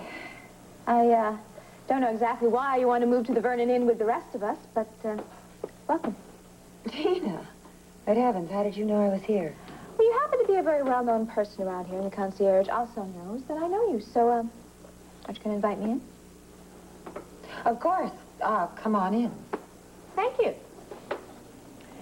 You know, I really can't seem to figure out why you'd want to move in here. Can't be for the room service. Service at the mansion must be a lot better than here.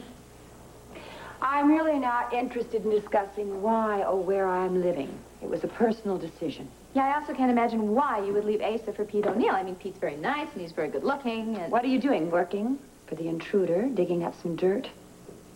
Look, my personal life is my business, nobody else's. Do you understand? Look, all I'm doing is being concerned about a friend. I mean, you move out from Asa, you move out of the mansion into a hotel, you cut yourself off from everybody, and then you're seen about town with Pete O'Neill. What am I supposed to do? Write you a letter? I would rather you did. Oh, are you saying I should leave? Yes. Now that you mention it, I'd rather you leave than sit here and talk about things that you don't know anything about. That I don't know anything about what? You think I'm so stupid I can't tell what's going on around here? Come on, Tina, I didn't say that. Well, maybe you're the one who doesn't know what's going on around here, huh?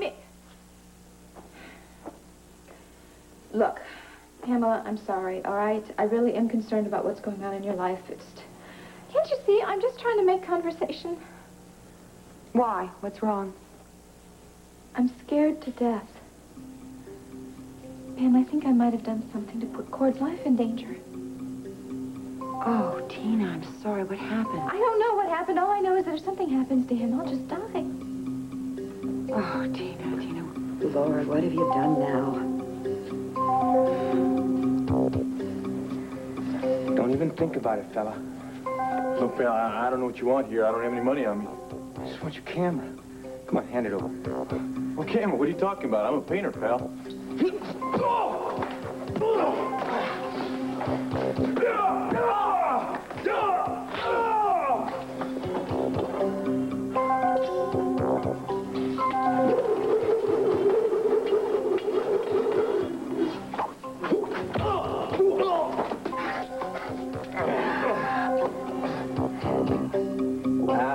Got you, pal.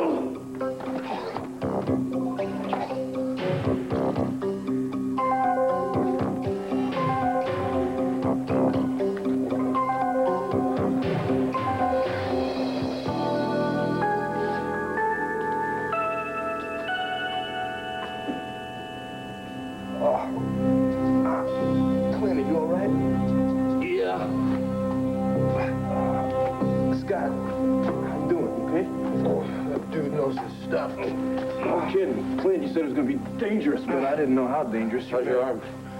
It's okay. It's not broken. Oh, it hurts like hell. How you doing? Can you walk? Yeah. Don't ask me to dance. No, we'll just get over to the hospital. Oh, that sounds good to me.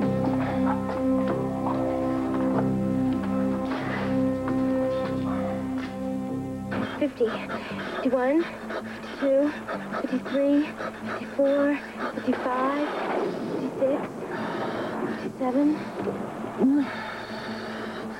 Oh, honey, you're being very sweet, but I'm going to have this baby in this damn car, and I can't stand it. No, Daddy will be here. He really will. Now, you have to believe that. He always comes through. Oh, I can't thank you enough for being here with me. I'm not really doing anything. I know, but just being here is wonderful. I just don't want it to frighten you off from having children. It is an awesome, sometimes frightening experience, but it is the most wonderful thing that can ever happen to you. Believe me. I do. I can see it in your face. Have we had our baby yet? No, we're fine. Just fine. Good. I found an abandoned car back down the road a bit there. I managed to get it started. How did you do that? Crossed a few wires. Now, I didn't bring it up here because this part of the road's starting to wash away, so we're going to have to walk down there. Now, we're going to be fine. We're going to make it, understand? We're going to make it. Okay, let's go. Come on. Vicky, take it easy. Okay. Here, take this, Brandon. Oh.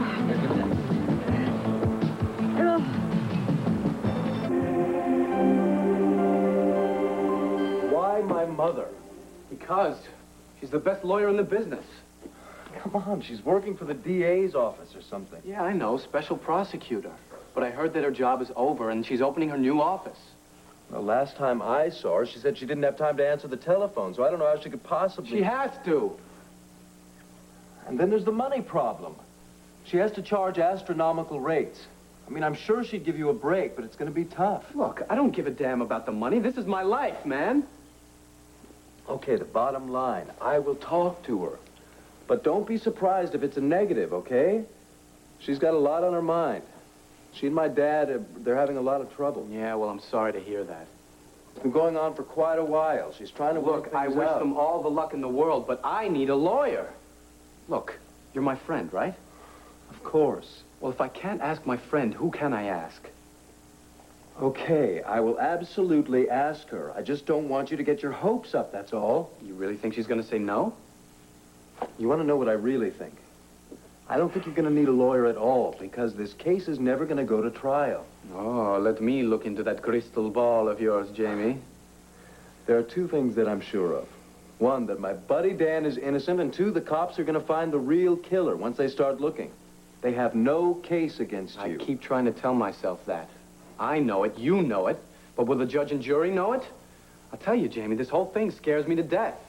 It's going to be okay, Dan, believe me. I'll believe you when you get your mom on the case. Will you go talk to her now, please? Sure, okay, but don't plan on it. I have to, Jamie.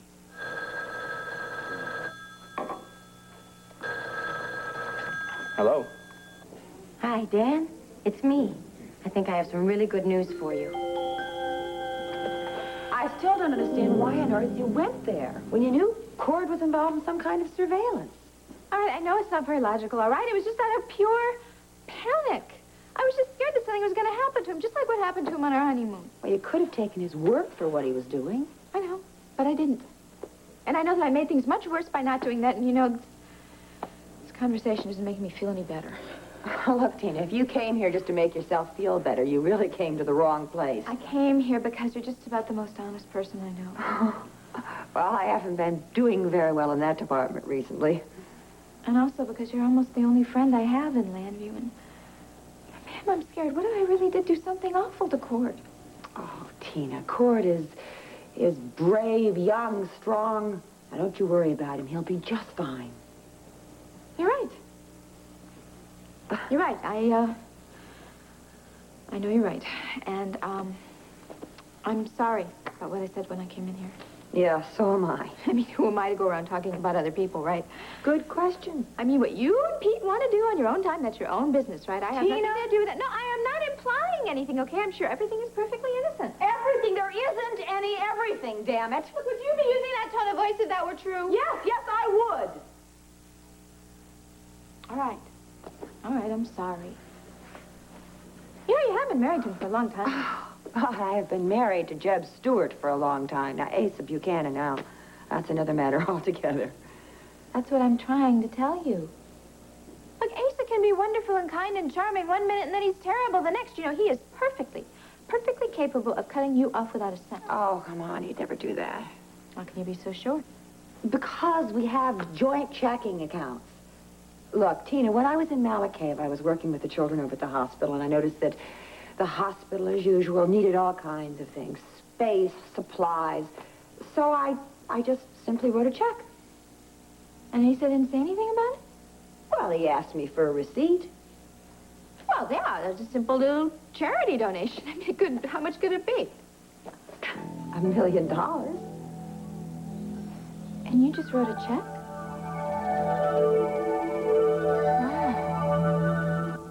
Oh, that's great, Allison. I can't thank you enough for this. Right. Okay. Bye now. Sounds like good news. Could be, and I think the good news is right here in this apartment. I'm the good news? Yeah, you remember when Allison and I went to the back street to look for the apartment that first time? We met you and that real estate agent there. Yeah, sort of. Well, don't you see? It'll help prove the reason why I went back there, to find Allison's charm. Oh, thank God for Allison. I don't know where my head was at. Yours either. Did Allison tell anybody else about this? She didn't say, but what does that matter? The important people to tell is the DA and the cops. And the court, if it comes to that. Do you think anyone's going to believe Allison with her background? Sure they would. And they'll definitely believe you when you take the stand. Hey, I told you, it's not going to come to that. Yeah, well, you and I hope that. But if it does happen, it'll be nice to know you're there for me. Yeah, sure. The least I can do for an old sailing buddy. I knew I could count on you. Yeah. Listen, I got to run. There's somebody I got to meet. I'll catch you later. I'll come out with you. I'm going to catch up with Allison.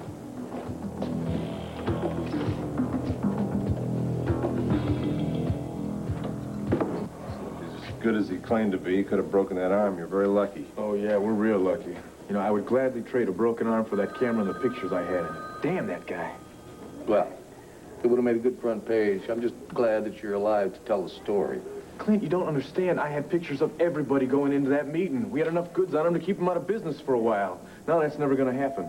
It's too bad you both had to get beat up. The police couldn't even make an arrest. They had no trouble arresting my son. Well, it could have been a lot worse, Cord. He could have come out shooting. All things considered, we got off easy. Clint, there were 3 of us. We should have cleaned that guy's clock. But I do have to admit he was pretty good at that Bruce Lee stuff, and I was lucky not to get my arm broken. He knew what he was doing, that's for sure. Yeah. I guess I better go back into training, huh? If I'm going to be a serious news reporter, well, photographer. You can train all you want to, Cord, but I think we're just going to pull back and let the police handle the rest of this job. So what are we going to do? Every time there's a serious crime story, we just have the police hand us a report? Clint, we got to hang in there now. Cord, you listen to Clint. Yeah, I am the boss. And part of my job is keeping my top photographer in prime working condition. So we will let the pros handle the undercover stakeouts. Hell, Clint, I am as much of a pro as Scott was in there. Now, come on, the only thing that happened, Tina showed up. If she hadn't showed up, she never would have blown our cover. If a frog had wings, he wouldn't bump his butt on the ground. Look, whatever the case is, I'm going to take care of Tina. I'm going to talk to her as soon as I get home and let her know that thanks to her, I almost didn't come home at all. Look, Larry, thanks a lot for everything. I really appreciate it. Don't try for any encores, all right? Oh, don't worry about that. Oh, and if my wife happens to call, tell her to keep her butt planted till I get there. Thanks. I wish I'd hear from my wife. I don't know what could have happened to her. You called the cabin? Several times when you were patching up Cord. I don't know. I called Heron at the house. He hasn't heard from her. Breathe deep now. That's it. You got an Oh, Clint. Oh, my God. Oh, Clint. Oh, thank God, We couldn't get sweetheart. Trudy on the phone. I was so afraid I couldn't get here on time. I was so afraid you were going to miss this. I'm going to miss it. I'm here. Oh, baby. Oh. Come on, let's go. We better get her prepped. Honey, I'm going to call Pa. I'll be right in there. Don't have the baby without... Hurry up.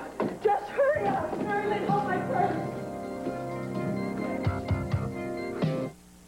And smart. It's a rare combination, you know. And you may have saved my life with that phone call. Did you tell Jamie? Yeah, he was sitting right next to me. What did he say? He said he'd do it. He said he'd back me all the way. Well, let's hope so. You sound doubtful. No. No, I just hope that what Jamie has to say will be of help to you. Well, it may not clear me totally, but at least it'll help me prove the reason why I went to the back street. To find your charm, not to kill Susan Bates. Do you have a lawyer yet? Yeah, I asked Jamie to talk to his mother. And is he going to do it? Is he going to get her to take your case? Yeah, he said he would, but to not get my hopes up about it because he said she was busy or something like that. Well, won't he try and convince her that she should take your case? Yeah, he should. I mean, we're buddies. I mean, he's got nothing to lose, right? No, nothing. I'm so glad that my call cheered you up, that I could be of help. Well, you're more than just beautiful and smart, Allison. What else is there? You're a friend. I mean, you listened to me, and you went out of your way for me. I can depend on you. I feel the same way about you, Dan. There are not many people who even want to have anything to do with me. Oh, come on. You're not thinking that people are still hanging on to the past, are you? I mean, you've got a new job. Of course you're going to make some new friends. I have not made any more friends. You are the only one. Do you think people sit with me in the cafeteria or chat with me on my break? I think in the back of their minds, they still think of me as Allison Perkins, the weirdo who used to be Mitch Lawrence's special assistant. Well, if you keep thinking that way, you're never going to make any friends. Have you ever heard of self-fulfilling prophecy? What's that? You are what you think you are. And if you think people are thinking bad thoughts about you, your attitude will make that happen. I try to be friendly. I don't think I have an attitude. Well, look, you're talking to the expert here. I mean, I've seen you in action. You're a little shy, so if somebody says something or gives you a look that makes you doubt their motive, you'll back off, freeze up. What am I supposed to do? Give people half a chance. Look them in the eye. Let them know that what they've read about you or imagined about you isn't true. You're a warm, wonderful human being, Allison, and you can be a great friend to a lot of people. Oh, that is easy for you to say. Yeah, it's easy for me to say because I know it's true. What is this? Do you always go for the underdog? Ah, there you go again. All right, excuse me. Hi, I'm a warm and wonderful person. I'm also pretty decent and a delight to be with. No wonder you want to be my friend. How's that? Should I try that on the next person who comes around? Why don't you just try thinking it instead? And then people will see that you project that, and they'll be more attracted to you. I think that you should be my daily confidence booster. Well, you can call me anytime. There's no charge for my services. What about you? Who's your strength? You are, right? Yes. Jamie, my father, my other friends in town. Don't worry, Allison. I'm going to get through this. As long as I know you're there to back me up all the way, I can fight all the battles I need to fight. I hope you always feel this way about me, Dan. No matter what happens. What could happen? Nothing. I don't know. Oh, you're a tough case, aren't you? Looks like I'm going to have to spend a little more private time on your positive thinking lessons. My pleasure, Professor. Me too. Listen, I gotta be getting back to work now. Of course. I'll see you later. Okay. Bye. Bye.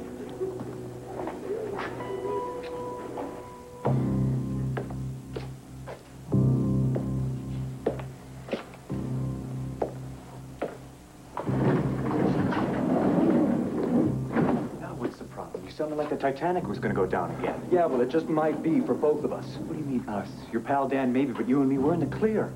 Remember when Dan and that girl came to the back street? And we said you were a real estate agent? Yeah, does he remember too? You bet. And he wants me to testify about it in court. No, this can't happen. What can we do? I don't know, just let me think about it. Well, while you're thinking, maybe you'd like to guess who Dan wants as his defense lawyer. Who? My mother. No way, she's too damn sharp. You told him no, didn't you? How could I do that? I don't have any reason, right? He's my old pal. She's not only going to find out who murdered Susan Bates, but she's going to find out why, when, where, everything, the whole drug scam. Look, you got to keep your mother out of this. How can I do that? I don't care how you do it. Just keep her out.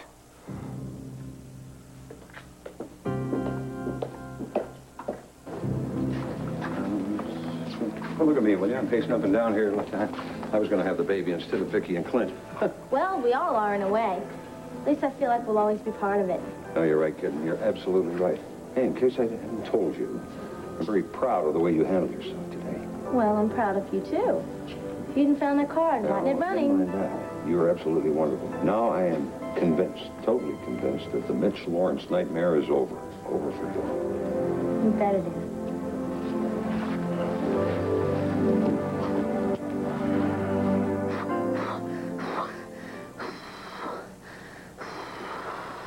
You're doing great, sweetheart. You're doing great. Take a deep breath. Let it out. Dr. Balsam's on his way. I'm sorry, darling. I'm hurting you. Oh, you're not hurting me. You could hurt me if you tried to. You know how much I love you? I love both of you. Oh.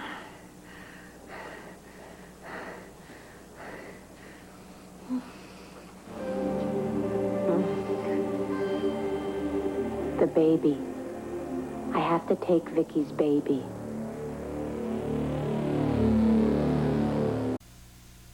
The widow of slain Officer Gleason talks with AM Philadelphia, 11 a.m. tomorrow.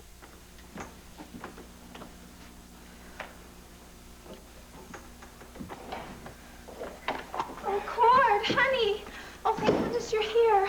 Honey, I've been so worried. Oh, your arm, is it broken? No, it's not broken. It's bruised, just like my ego. What? Honey, why don't you tell me all about it, all right? Why don't I help you sit down, okay? Tina, I can manage. Fine. Just leave me alone. Oh, is there something I can get you? Some ice, maybe a heating pad? Nothing. I'm fine. Well, honey, I should never let you take this assignment. Tina, we just stop it? No, I mean, when I heard how it was, I was terrified. If you can't do it again, it's just too dangerous. Tina, the only dangerous thing in my life right now is you. You risked your life for this Mitch Lawrence tape. And now that you've got it, and it'll set you free, you're telling me you want to stay in this prison? John, that tape clears me. But it doesn't clear the other women who are in here. Women I've made friends with, not by a long shot. You can do more for them on the outside, though. No, I can't.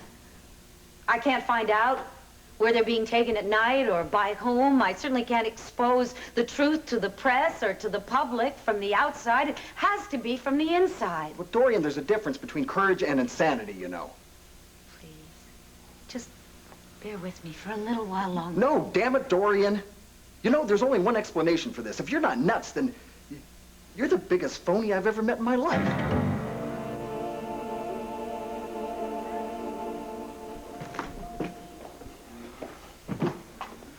Oh, slow down, Ace. Slow down, yeah. Clint just called me. My grandson's knocking on the door. Yeah, but because he is a Buchanan, I'm sure he's about kicking the door down right now. Either way, I don't miss it. No, just wait a minute. Hey, let go. I said hold on, Ace. I mean it. Another one. And a deep cleansing breath, Vicky. Exhale. And breathe. Breathe. Continue. Continue. Breathe. Breathe. Breathe. Breathe. You're doing great, sweetheart. And relax. Good. You just keep squeezing my hand, honey. Oh, I'm holding you as hard as I can, honey. There's another one coming. A deep cleansing breath, Vicky. And exhale. And breathe. Breathe. Continue. Breathe. Breathe.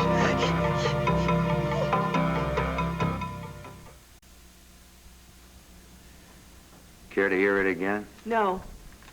We can have it verified the voices belong to Dorian and Cassie and Mitch Lawrence. That won't be necessary. Then I take it you draw the inescapable conclusion that Dorian killed Mitch Lawrence for one reason only, to save her daughter? Yes, there's no denying that.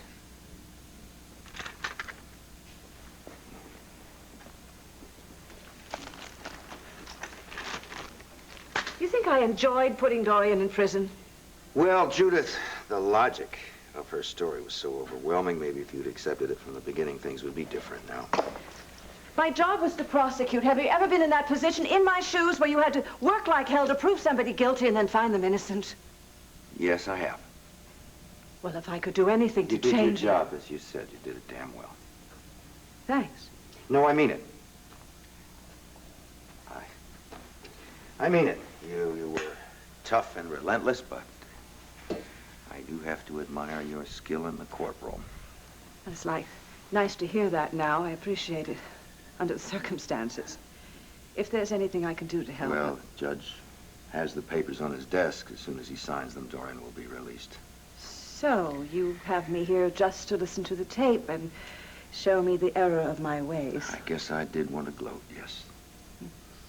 But I don't anymore. You're stepping down as special prosecutor, and now I'll be going back to being district attorney. That means I'll be wearing those shoes you were speaking of. I wish you a lot of luck. Frankly, I will be very happy to go back to private practice, then I can sleep a little better. I suppose you've already lined up a heavy caseload, huh? I don't think I'll lack for clients, Herb. Well, you think you could squeeze one more in as a favor? Friend of yours? No, of Dorian's. Diane Bristol. I'd like to take her case, but now I... Say no more. I'll talk to her. If I can help her, I will. Well, good. Thank you. I'm supposed to meet her at the Vernon Inn after I pick up the papers from the judge. You go ahead. I will talk to Diane. Fair enough. That's more than fair, Jude. Let's go.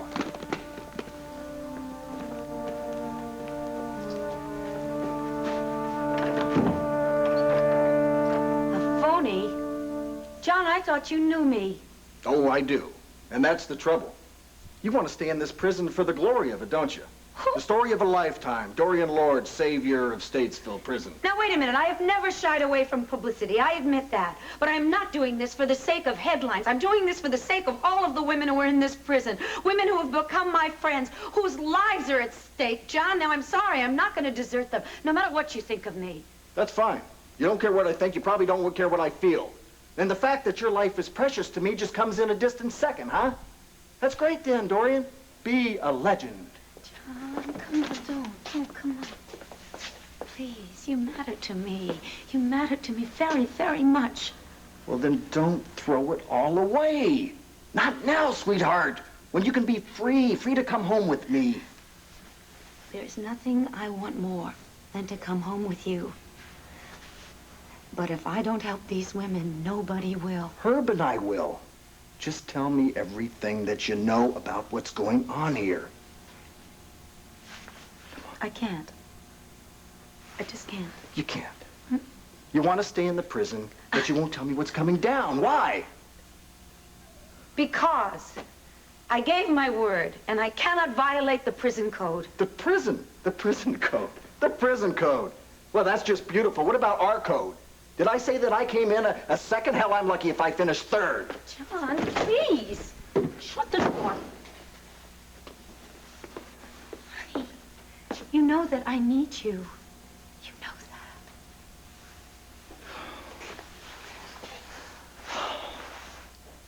that. I can't just sit back and watch you kill yourself. I can't. All right. I can tell you this much. They're going to take some of the women out of here tonight. It's getting more dangerous by the hour. No, it's not. What's happening is I'm getting closer to finding out who's behind this whole horrible, nasty scheme. Now, what is this scheme?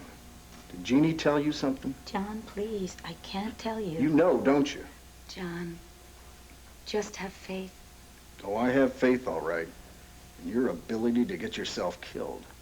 And I'm not going to let that happen. We're going to get you out of here. Don't. Please. I'm not leaving. Yes, you are. And you pack up your toothbrush, lady, because you are leaving tonight. Like it or not. John! What?